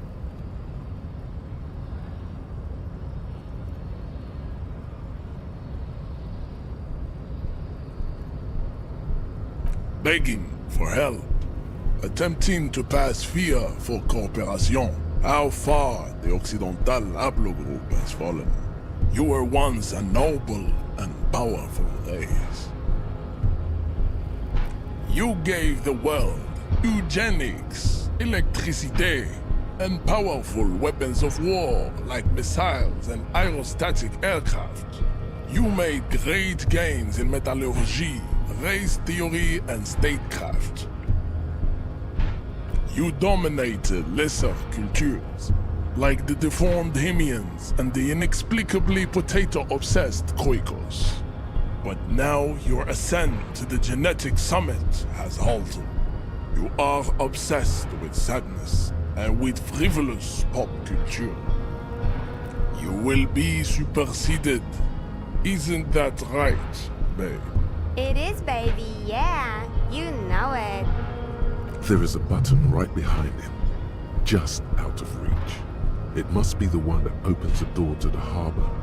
This man is not budging. Let's hope his superiors inside are more cooperative.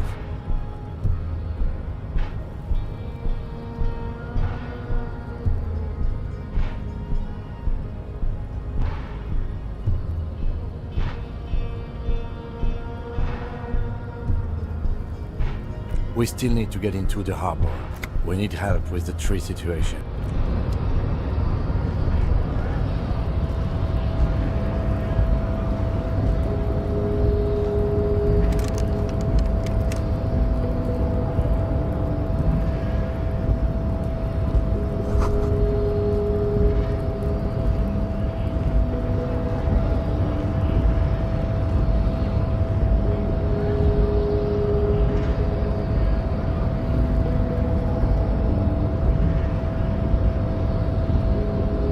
Last we saw, your race was being superseded by the Seminese.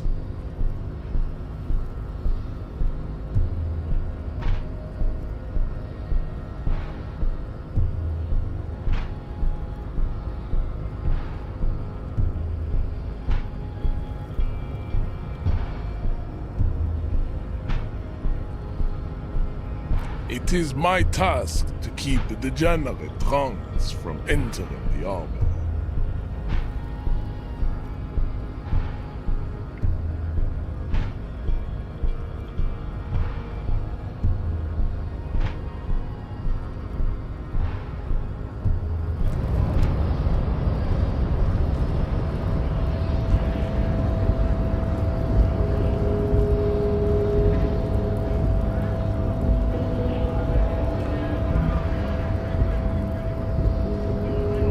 Hola, Wandering Man.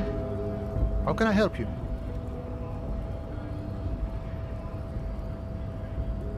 Body still hanging in the tree? Hey, that's a rough pickle. Can't help you with that, sorry. I'm not really an admirer of dead bodies. Might be someone else from the Union can render assistance. I don't operate in that capacity. I'm not a granter of passage. The passage grants itself. Aye, walk right past Measurehead and go in. Yeah, the 2.5 meter tall Semini supremacist up there. Walk right past him. Then press the button to unlock the door. Then go past him again. And you enter the arbor through the office. Está.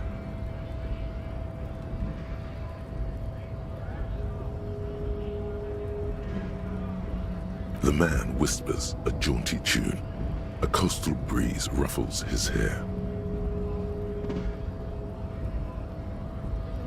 Murder, huh? That sounds like a lot of hard work. You'd never see me investigating a murder.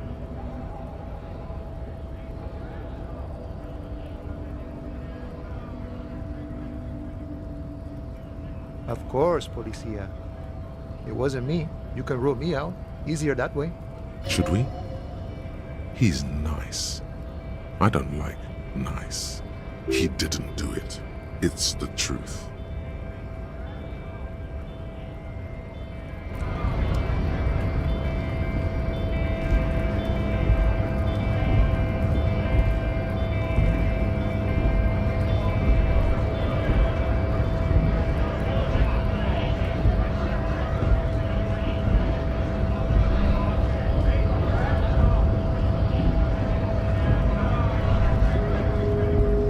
Right to work! Right to work! Have fun. Union shits are on full strike. Don't think they're going to let you through the gates. I'm trying to meet their fat... I know nothing about a murder. The mention of a killing sends a barely noticeable shiver of tenseness through him. Interesting. Wouldn't put it past these harbor bugs. They'd do anything to stay alive. Right to work! It's shameful. Cops doing nothing. You should bring backup and open up the gates for us. Blockading gainful employment for workers is a crime. Why not? I see numerous reasons not to pick a side in the pity. Let us work!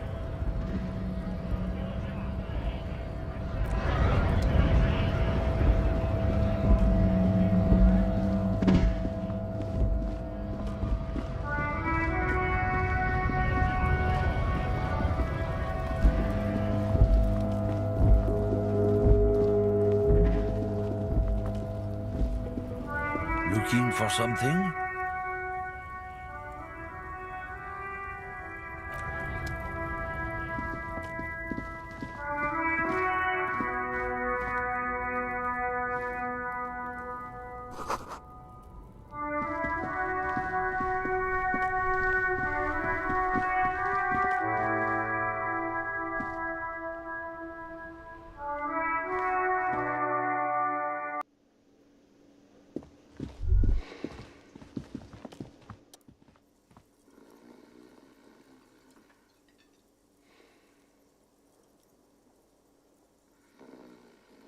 On the counter, rolled out of his open hand, you see a blister pack of headache medicine.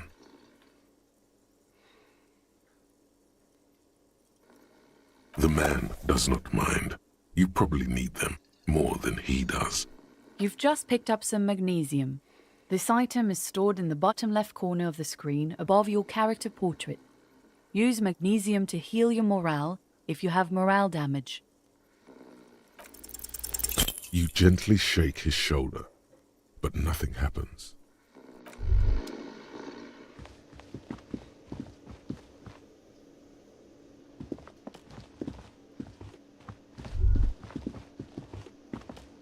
Real mature, man. What exactly were you trying to accomplish?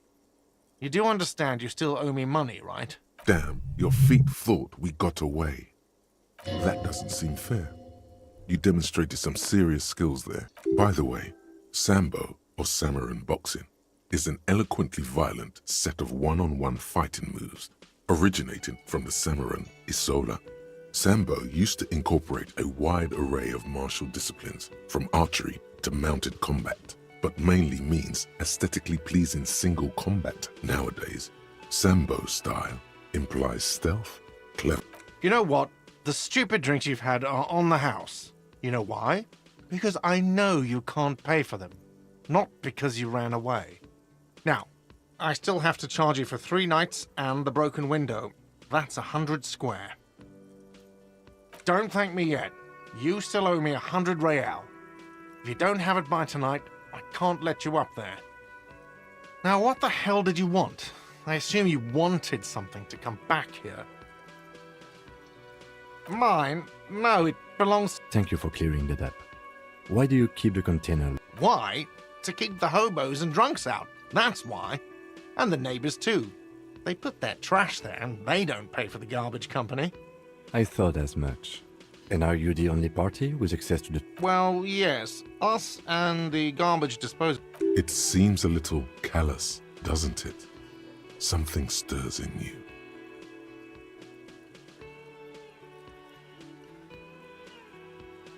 Okay then. Maybe you're callous yourself. What do you need them for? It concerns the case. Please cooperate. Just bring them back once you're done, please.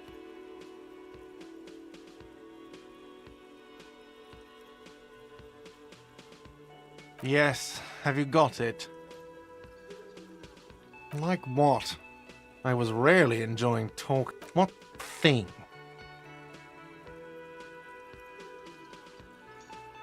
Yes, not the whole damn union, thank God. Just the nastiest and loudest faction. They come here in the evenings. Dumb, unruly types. Think they're big shit. But they're good customers. They place big orders and always pay on time. He hates the Union, but grudgingly recognizes its power over him. So he's directing his frustration at you instead. Retaliate. I don't. I'm simply providing a service, or really facilitating the offering of services to paying customers, and it doesn't matter. I don't have to explain myself to you. We should find out who this Lord faction is, occupying the booth. Loudness means talkative, and we need info. We don't. We have to wait. They'll show up sooner or later. Men get hungry, even striking men. If not today, then they'll be here tomorrow. What? By the way, you should come back to this thing-based questionnaire if you see anything interesting in the whirling later.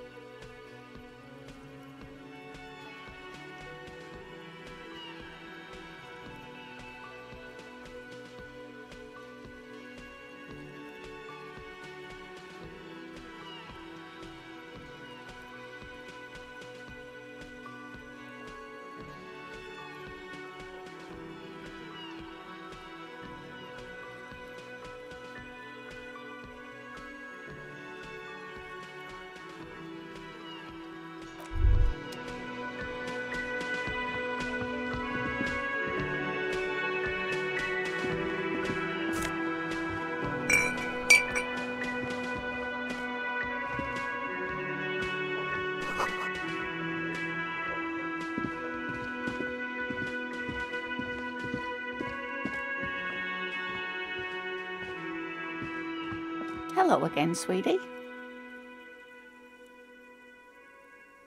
Whatever do you mean?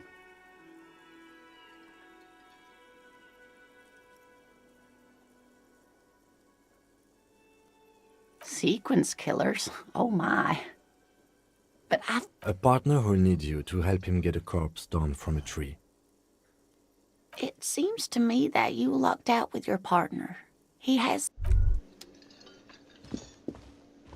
By the way, where is home?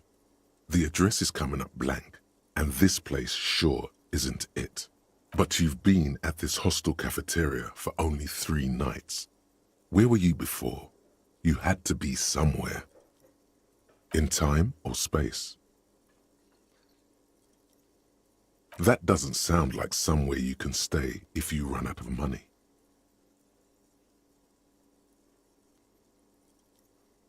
You can try.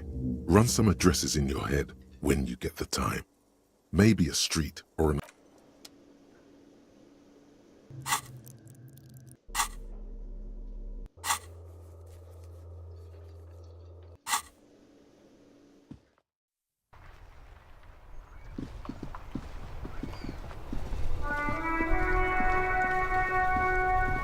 Before you stands a motor carriage.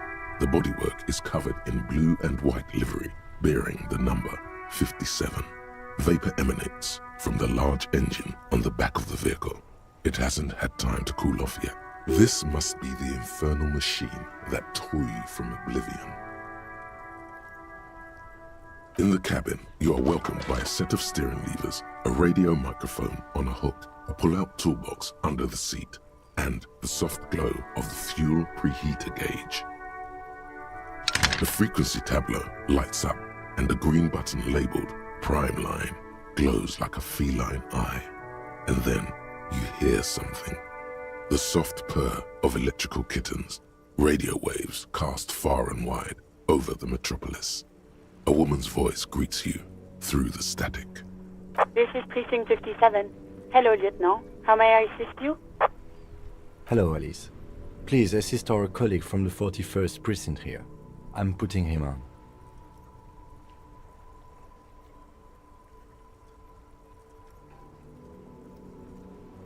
This is Officer Alice Demetri, Precinct 57. How may I assist you?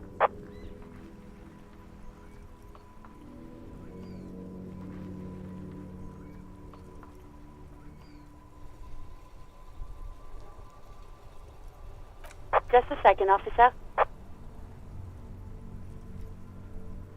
10-2, 10-5. This is 41st. Come in. Over. A scrawny old man sits in a dusty cubicle, smoking, with a large white rectangle sewn on his vest. In front of him is a box-shaped apparatus with an array of wires and antennas. The radio switchboard. 10-4, what's your status? Over. 10-18, 10-20, over. State your message, sir. Over. 10-9, repeat message. Over. 10-4, message received. This is a very serious situation. I need to 10-22 the captain. Over. 1022, the captain. This sounds bad.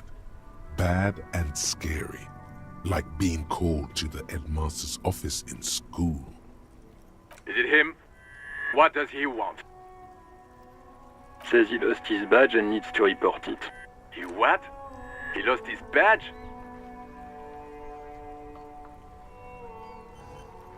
Who lost his badge? Dick fucking Mullen. Who do you think? It's Officer Dick Mullen from the bestseller Dick Mullen and the Lost Identity.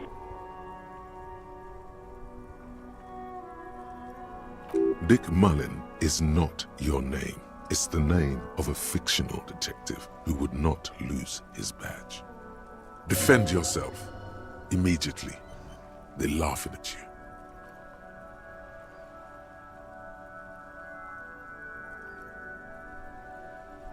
He says this has probably happened to other policemen before him and laughs sarcastically.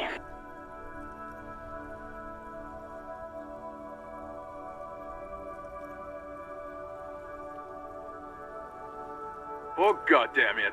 Is he fucking kidding? The whole station's gonna be dicked for this. Satellite Officer Vikmar is wondering if you might be joking and adds that this tarnishes the reputation of the entire station. Over. Mullen dicked us.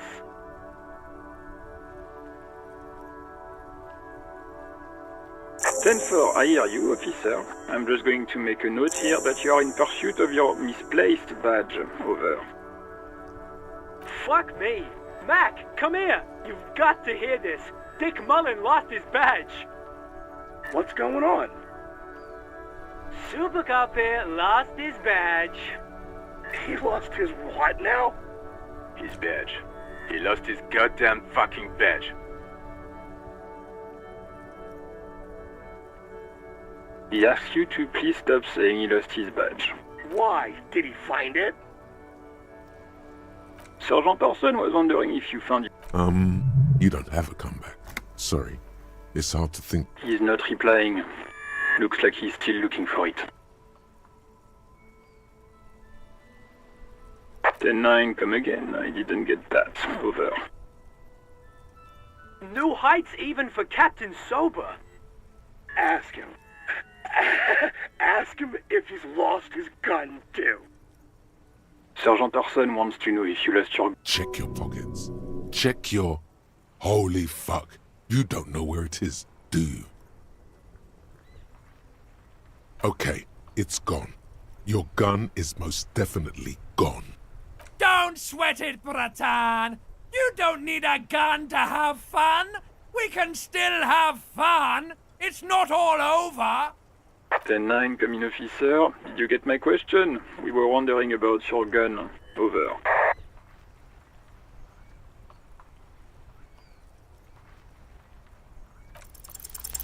Even before you can get the words out, everything gets scrambled in your brain.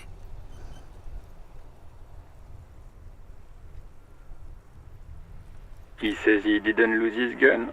Or his fun, whatever that means. Ask him to describe it. His gun. Not his fun. Just the gun will do. Satellite Officer McLean request... The fuck do you need a gun for? Look at the pythons on your arms. You are a gun. The biggest one in the world. Oh, request a description, huh? We'll give him one. Describe the plasma gun.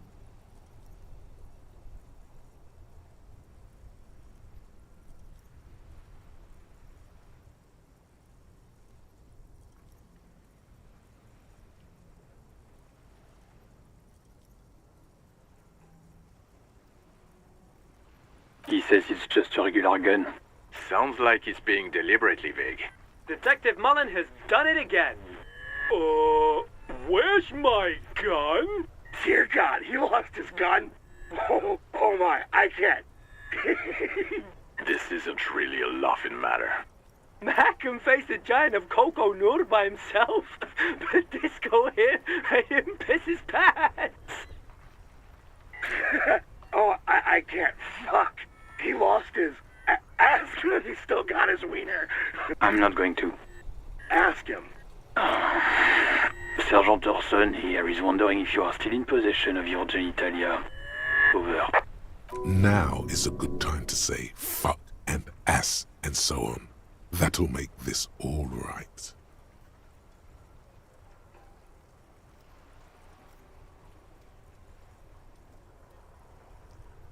That's a negative. Not going to say that. Over. What's he saying?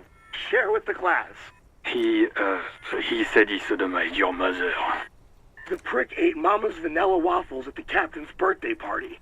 Some nerve he's got. Sure her vanilla waffles were the only thing he ate? Shut up, Chester. This isn't funny. This is my mom we're talking about. Tell him to apologize right now.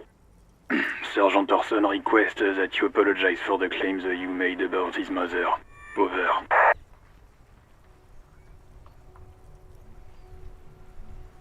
Mac, he says you shouldn't have antagonized the Firewalker in the first place. Who? Satellite Officer V. I'm afraid he might be referring to himself as Firewater, sir. Firewater? He's lost it. Fuck it, tell him. Satellite Officer V. 10-4, affirmative. Officer is in pursuit of his firearm. Oh God, Officer, do you need further assistance? Over.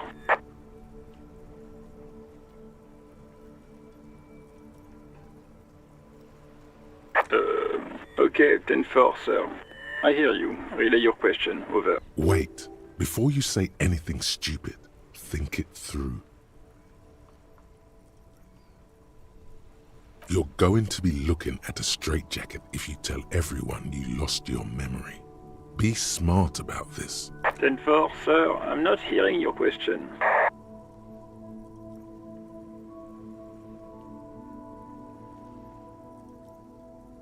What? What is it? He wants to verify the information. But of course, it says Dick Mullen, High General of the Revacholian Cavalry Force. Tell him to stop wasting time. What do you need, sir? Over. 10-9, repeat message. I didn't get that, sir. Over. What? What is it? He seems intoxicated and keeps asking. Mullen's drunk and emotionally aggressive. Wrap it up. Don't indulge in his drunken antics.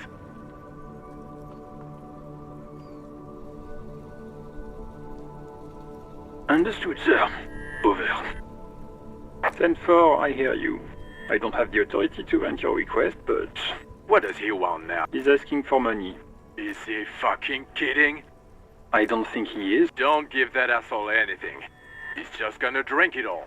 Alright, that's a negative on the additional funds, sir. Over.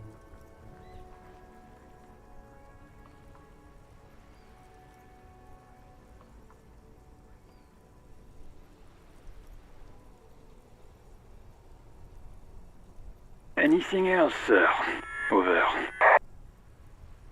Roger that. 10-10. Over and out. 18 kilometers to the south, in the 41st Precinct's relay booth, a small crowd has gathered around Communication Officer Jules Oldboy Pidier, around a dozen cops. The small room is filled with cigarette smoke, abuzz with laughter, when Officer Judith Minot enters. Her left arm is in bandages, and her hair trimmed short. What is going on here? Did something happen? What happened is my partner made contact. It's not good. He's lost his badge and his sidearm. He seemed confused, delirious even. Mac, the torso Torson, is finger-fucking his fist, laughing hoarsely and apparently telling some dirty story to his partner, Chester McLean, near the entrance. Yeah, Mullen was fucked, alright. Sounded fucking drunk. Yeah, Mac's right. This was some gnarly shit there.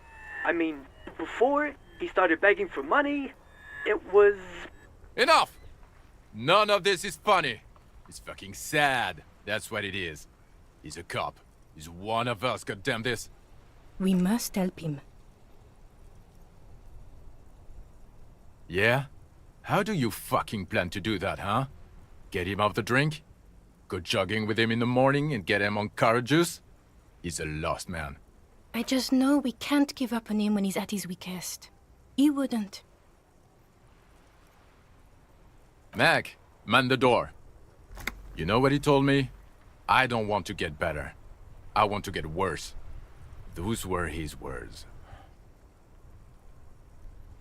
This shit does not leave this room. Not a word of this to the captain. Or anyone else. We'll give him a couple of days to pull his shit together. I guess I can hold off the report for a few days. Good. Okay, everybody. Nothing but a prank call here. We all got our laughs. Now get back to work. Far north, on the other side of the motorway, the officer quietly hunches with his hand in the motor carriage.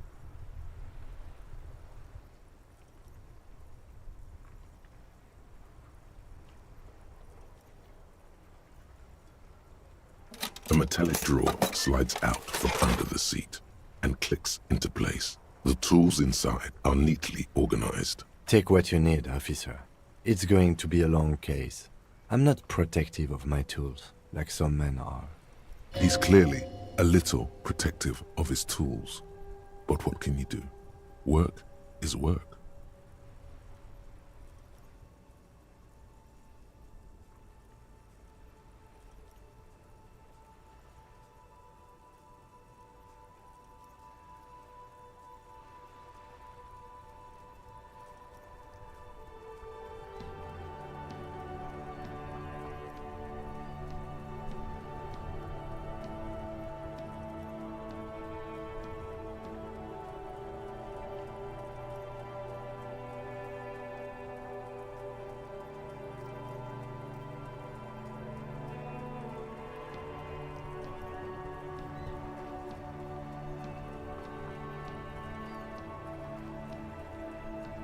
The pry bar feels nice and cold in your hand.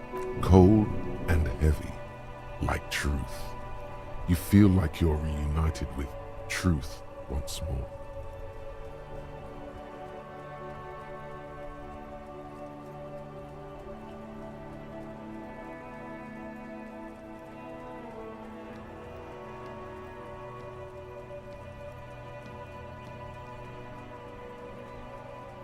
Useful for opening all sorts of doors and lids.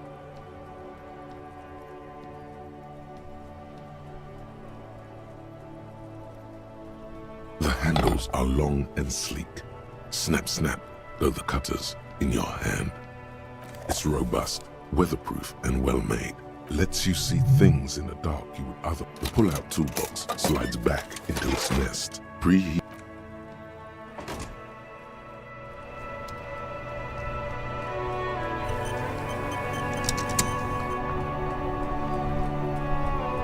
Yes? What do you want to know?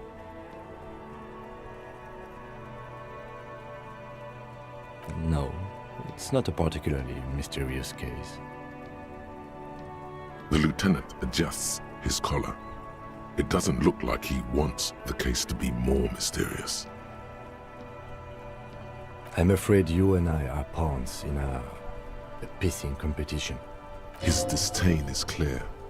This man would not use such an expression otherwise. You don't know? I assumed you were in on it.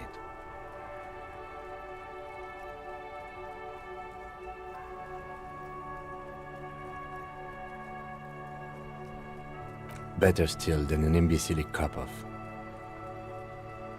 What's there to say? It's just stupidity. The cop kind. Our precincts can't decide if Martinez is part of Jamrock or the Industrial Harbor. Yours or mine, as if we somehow own parts of the city. Typical street gang mentality. So we've let the Union make a mockery of law enforcement here, and now it's come to its natural conclusion. Well, sort of. It's less a matter of who gets to police Martinez than who has to. It's an orphan district, in other words. I think the dispatch desk just told both our stations about the hanging. There was quite the brouhaha at the 57th, I can tell you that. Time to settle it, they said. Cop off. But I assure you, I am not their finest or toughest with 102 cases solved. What I am is least interested in a pissing competition.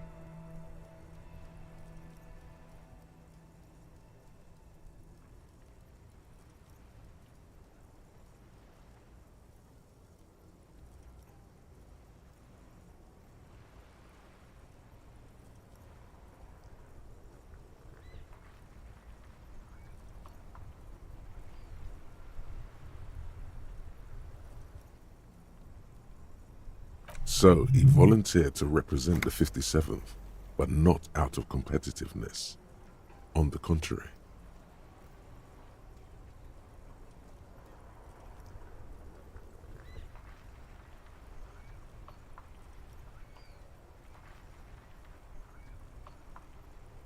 Yes, it's a wholly pointless matter. Forget I ever mentioned it.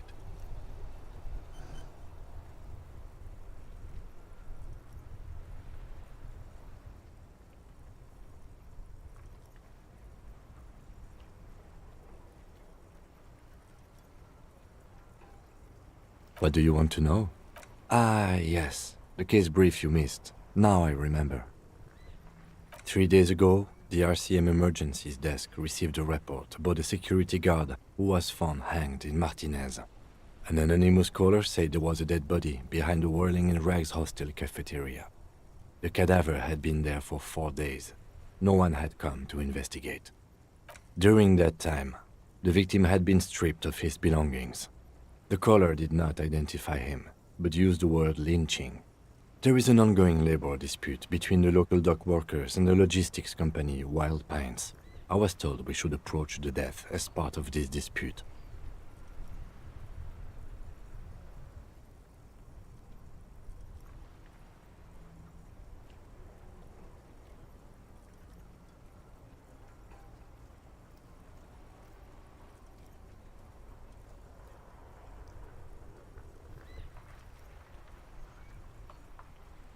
They didn't identify themselves in any way.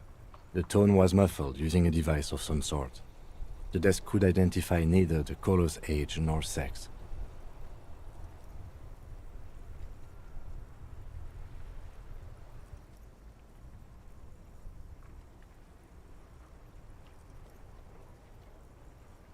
There's a strong prejudice against involving the RCM in what's seen as union matters. The dock workers' union is the de facto police in Martinez. Now it appears they've started executing too. We cannot allow that.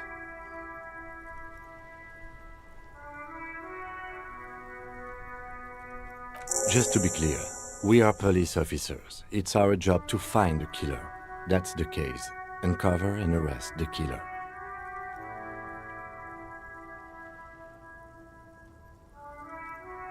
Good.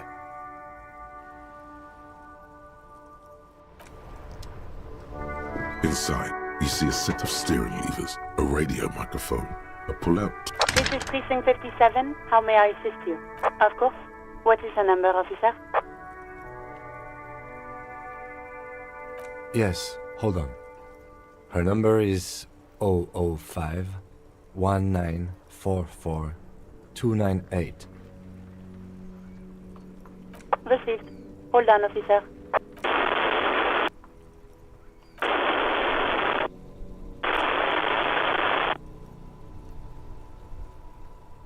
Give it a minute.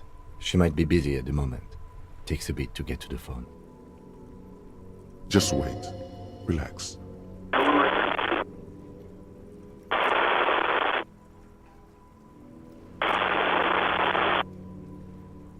Officer, I have Sylvie Malaika on the line for you. Yes, hello?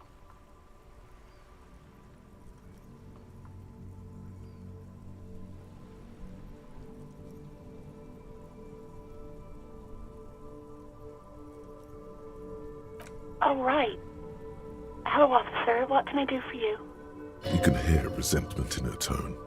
She's not thrilled to be talking to you again. There is no resentment in her tone. She wants you to ask her out.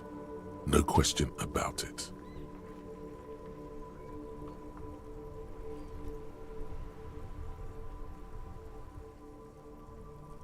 You mean, why did I leave the bar?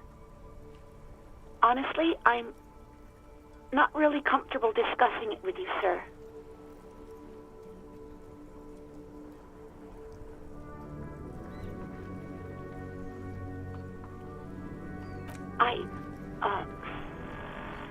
Let's just say I left because I needed to get away from someone. You know whom? You think you hear a sliver of accusation in her. Don't be paranoid. She's obviously talking about someone else, not you. Maybe, I don't know. I just know I have to take some time off right now.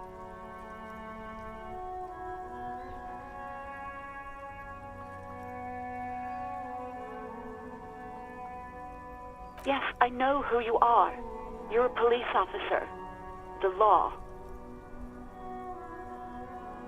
You told me back in the whirling. You told everybody, and so does your badge. I don't need to hear about it anymore. Oh. Real policemen have uniforms too, by the way. Where's yours?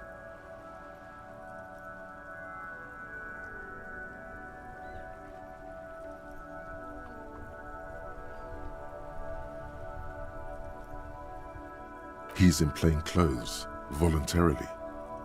There are officers who wear the signature Perseus black uniforms to the highest ranks in the RCM and end up buried in them as well.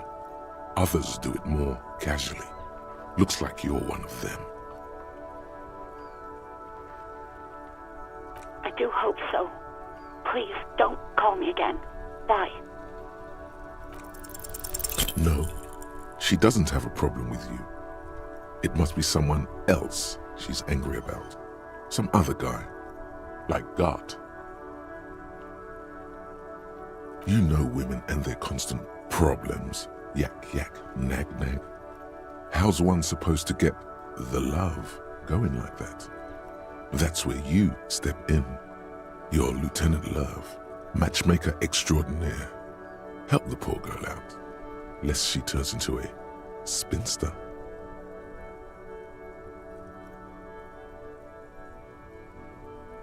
What misogyny? I'm just telling things the way they are. Can't a man be honest in his own head anymore? You have to act, Lieutenant Love. You have to calm that hysteric down. Tell it you've got everything under control. Then go and have a little boys' talk with God himself. Think you can do that, Lieutenant Love?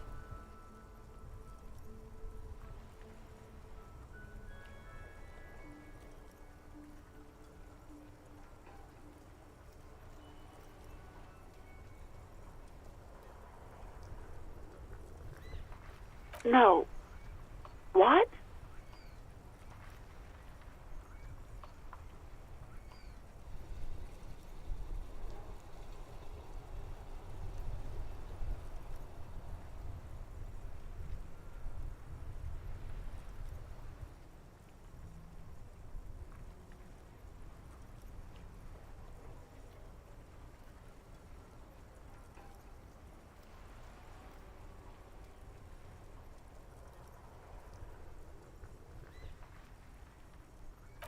Oh, God.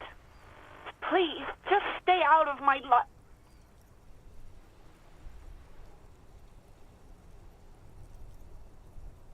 What? What is it? Call was terminated by the other party. Anything else, officer? It's on. The love quest is on. Too late, everyone. It's on. Take it to God now. 57's over and out. In the cabin, you see a set of steering levers.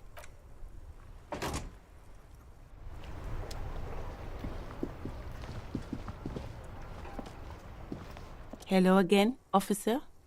How are things?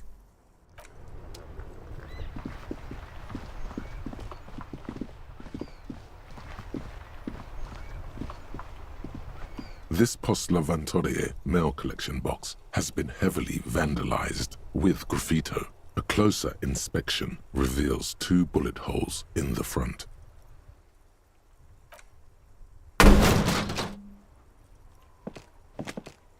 There is a hollow, saddened ring as you kick the Lavantorie. Your toe has suffered damage. It hurts. Cool. You really showed that mail collection box. I don't. Let's go. He must see the box as the weaker of the two, and you as a bully. Something he doesn't stand for.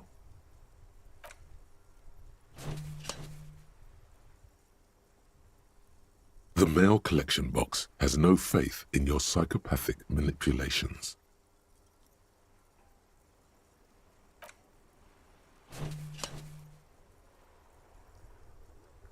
The mail collection box has no faith in your psychopathic manipulation.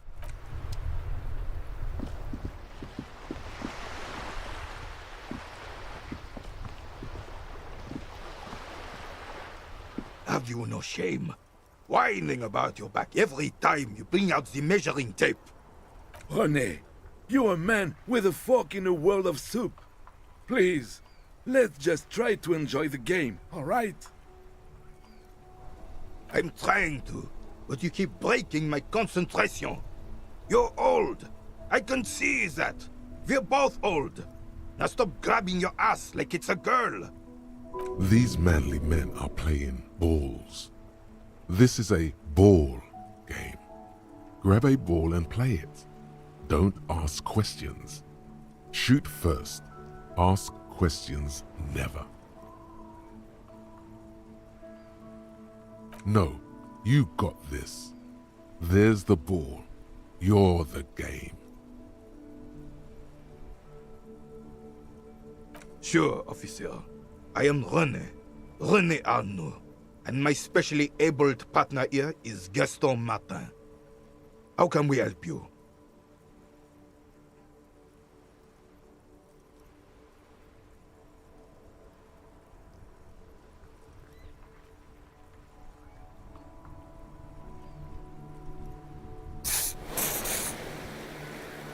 Unfortunately, I don't.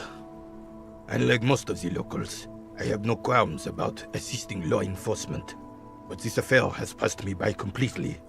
In Martinez, the union is the law, so can you really blame them? Cop is a pejorative term. I don't have a problem with policemen. On the contrary, I admire the effort to bring order to our streets. If I knew, I would not be afraid to tell you. I simply don't. I'm an old man, not a coward. The daily business of the riffraff no longer concerns me. This is a man with a lot of past, but little present, and almost no future.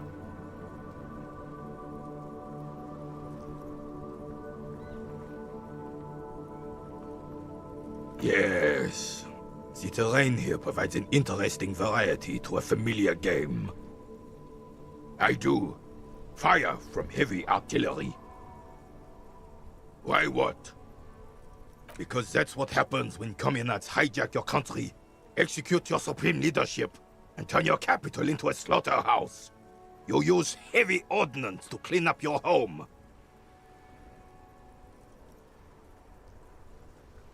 Fine. What do you want now, then?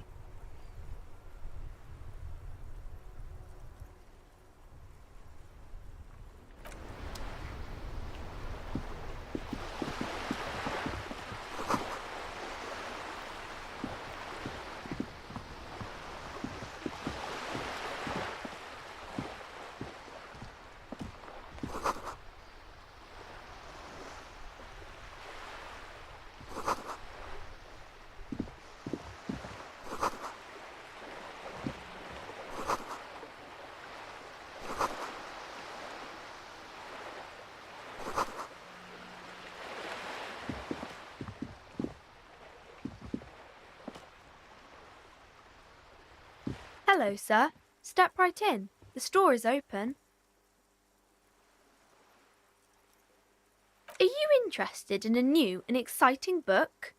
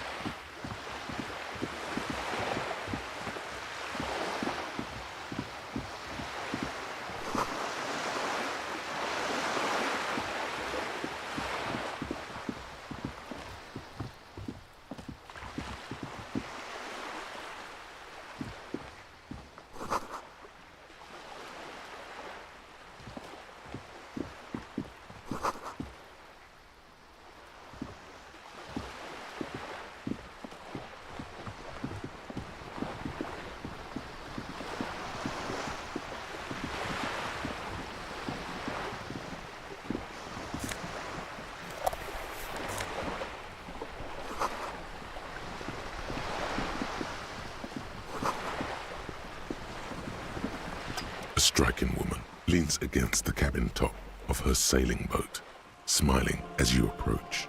Her green raincoat glistens with droplets. A silk scarf is tied around her throat.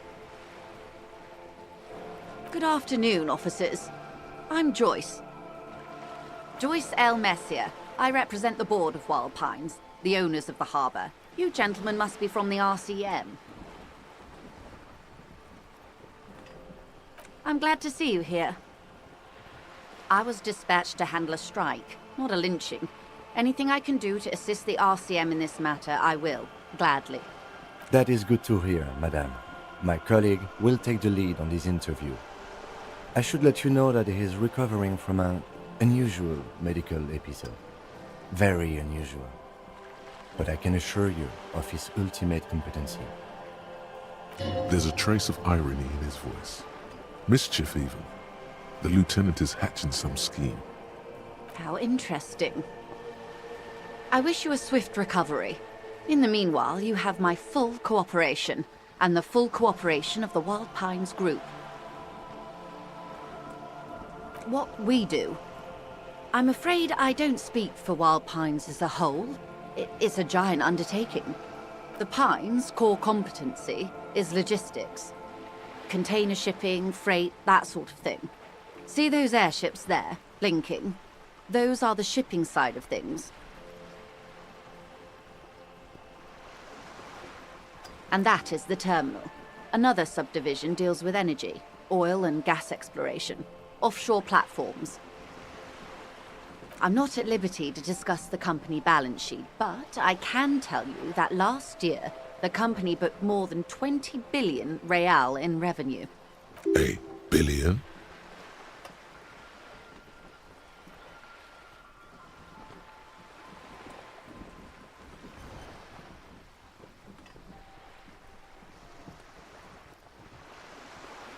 $20 billion is a large number, but the conglomerate employs 72,000 people.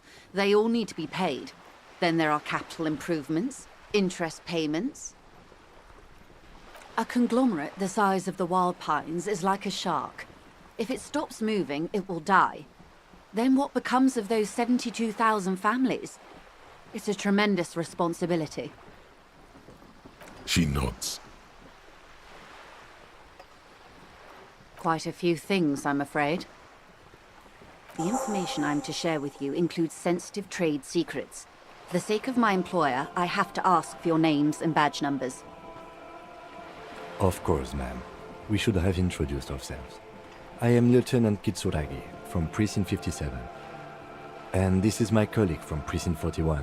I'm afraid he doesn't have his badge at the moment. I hope mine will suffice. How curious. Why is that, Detective? Awkwardness washes over the conversation.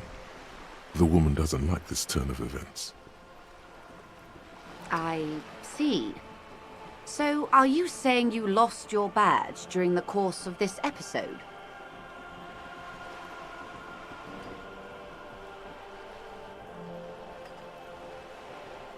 I can't hear you, darling. Speak up, please.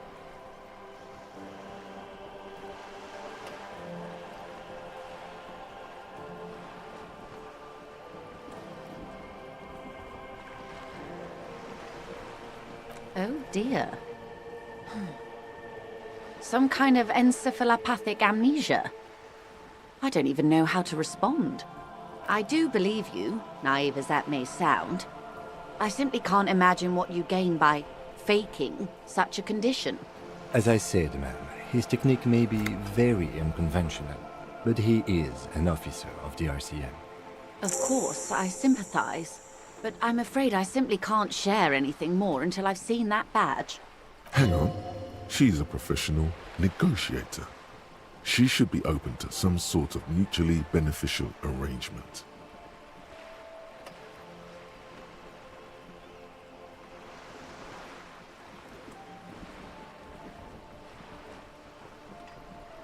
Of course. But before we do, officers, let me be perfectly clear. The situation is extremely volatile. The sooner we can speak about this lynching business, the better for all of us.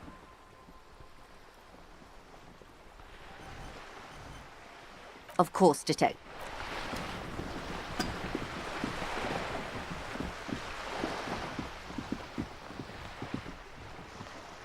A sturdy metal door guards the southwest entrance to the apartment.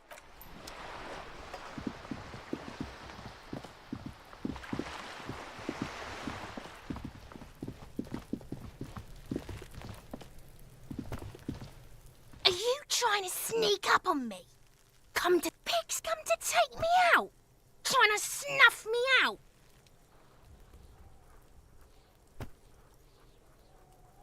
Faggoty. Look at the ass on that.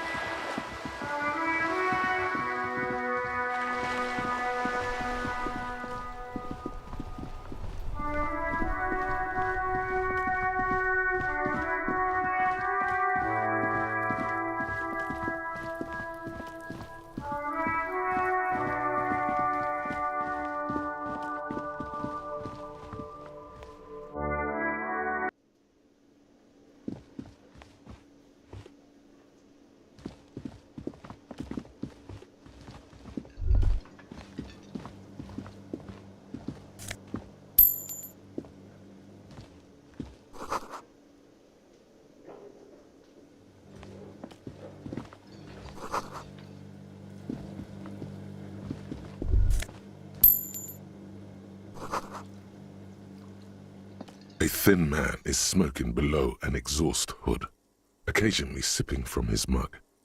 This must be the Whirling's cook. As you step in, he nods toward the table and says something in a completely foreign language. The only words you can make out are Garancy and Quebec.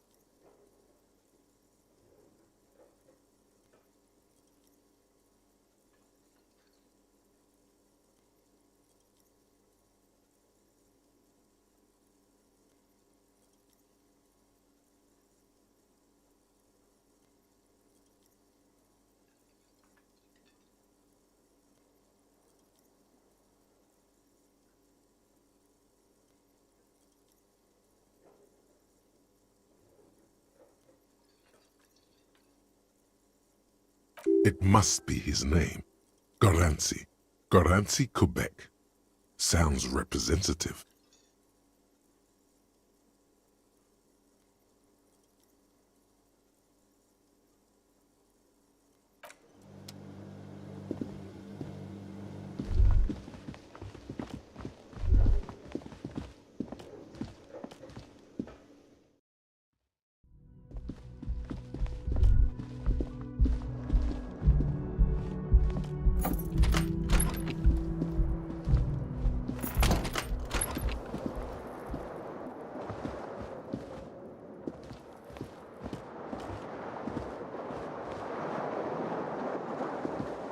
The bed is cold and not particularly inviting, but it's yours.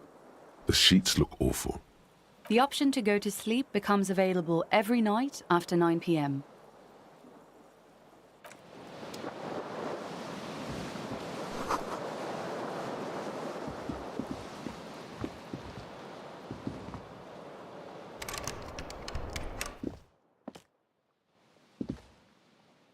A mirror hangs on the bathroom wall.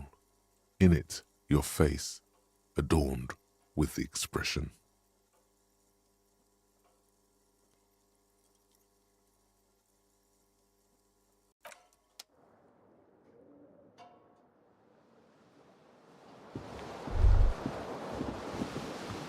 Kim also tries not to look at the pile of taped viscera on the carpet, or the weird suitcase on the hat rack, or the potted plant dying in the corner. But it's all just too morbid to ignore. No problem, officer.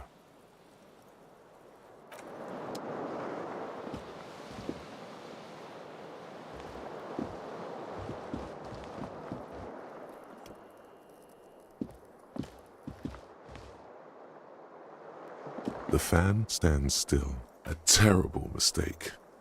It's just a little hangover-induced photosensitivity. Don't overreact. Little black spots dance on your retinas. It's almost pleasurable. The switch must be broken because nothing happens. The air in the room is starting to feel like vaporized urine.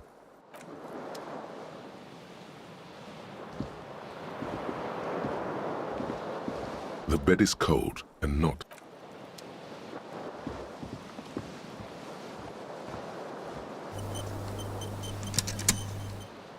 Yes?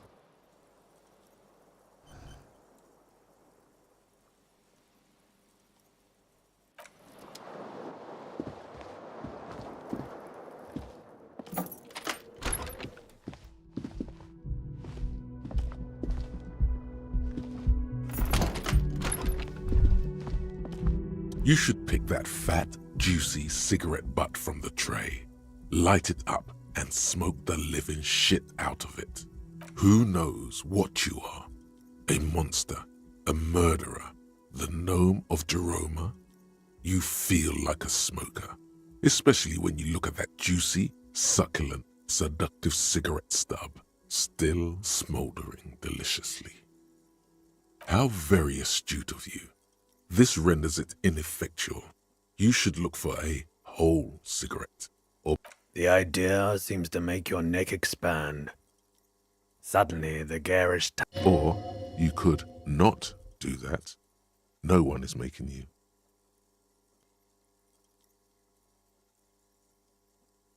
Good. Thinking about yummy cigarettes in your mouth is the next best thing.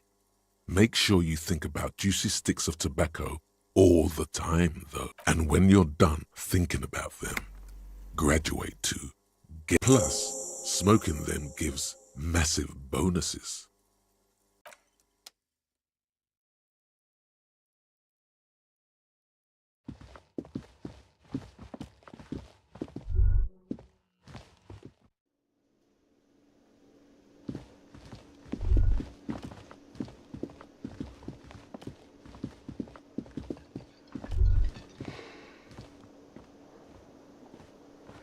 That sugary black rum stain on the counter makes you teary-eyed with joy. It's almost touching how syrupy and sticky it is. How long have you been up already? Oh, excuse me. Do you have something better to do than lust for sweet syrupy rum and lemonade? With a twist of lemon? Maybe lime. Maybe who cares? Just...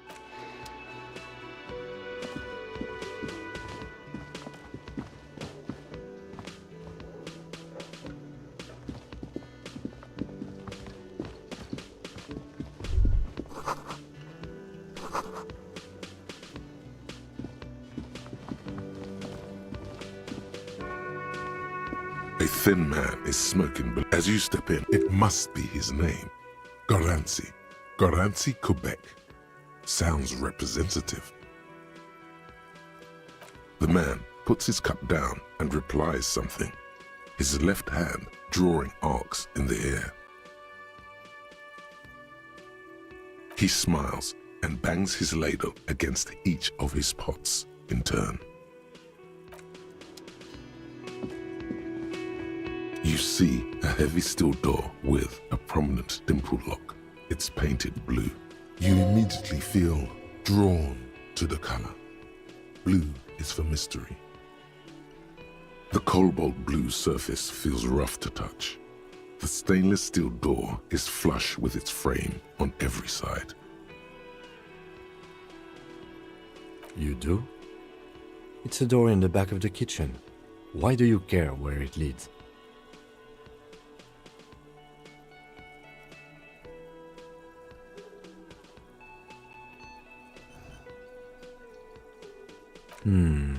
Yes. I suppose it's worth seeing if we can get in. Just to be thorough. As a side investigation. Gart is the person to ask about this. The cafeteria manager. The door does not budge.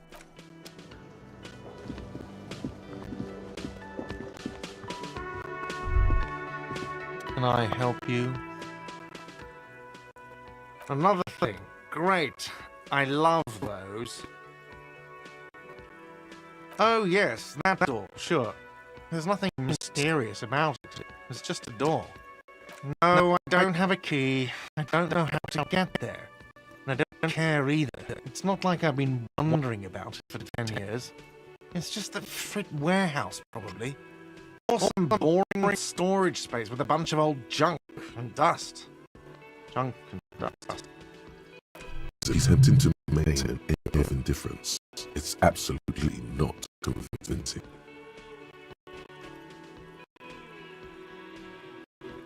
He looks at the dust on his finger and wipes it off.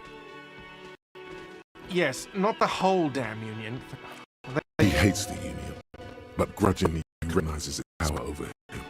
So he's directing his frustration at you instead. We find out who this faction is right in the booth. Loudness means talkative. I need info. We don't have to wait. They'll show up sooner or later. Men get angry, even striking men. If not today, then they'll be tomorrow. Yes.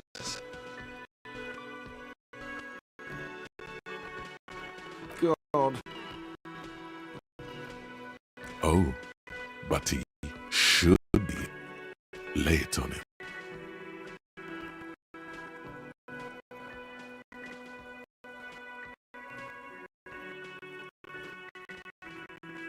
Life doesn't have a back button. Now give your ass and speak the truth about Sylvie the whore.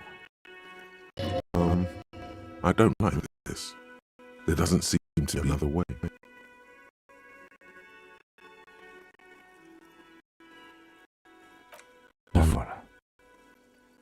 It is. It's wonderful. What? What does that mean, cock carousel?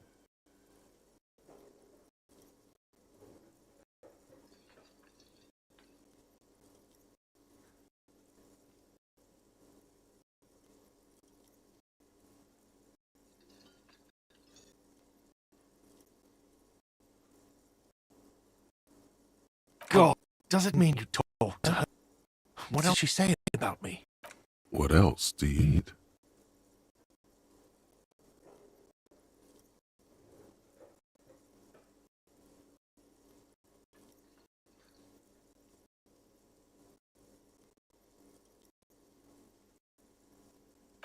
Man leans his hand on the counter and sighs.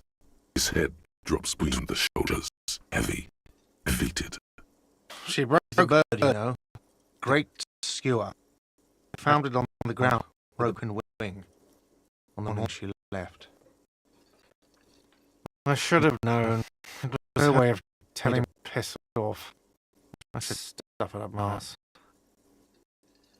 Or you broke the bird. It can also be that. I think Sylvie. Yes, the bird is connected to this. It's a symbol of hope, and she broke it.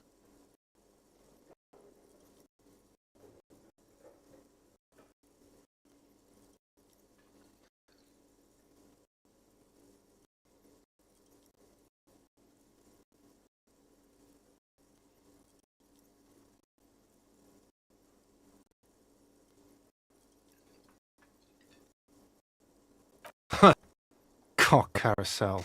I think I understand now. That's what they run until like 39. Find the cock carousel until the clock runs out. Here, have the rest.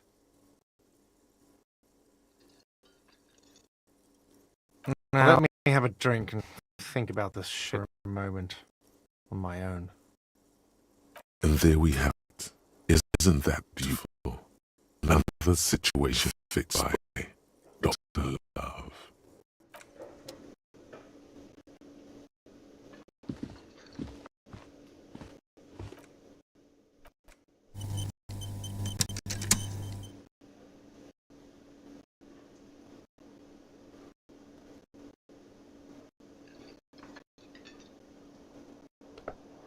Thank you for watching my stream. I learned a lot about this game. I haven't played it before, like I said, and that last part was funny, the cock carousel. I did not want to do that love mission, but like the game said, there's no back button. Unlike YouTube, where you can come back when I post another video. Thanks for watching. Let's see if I can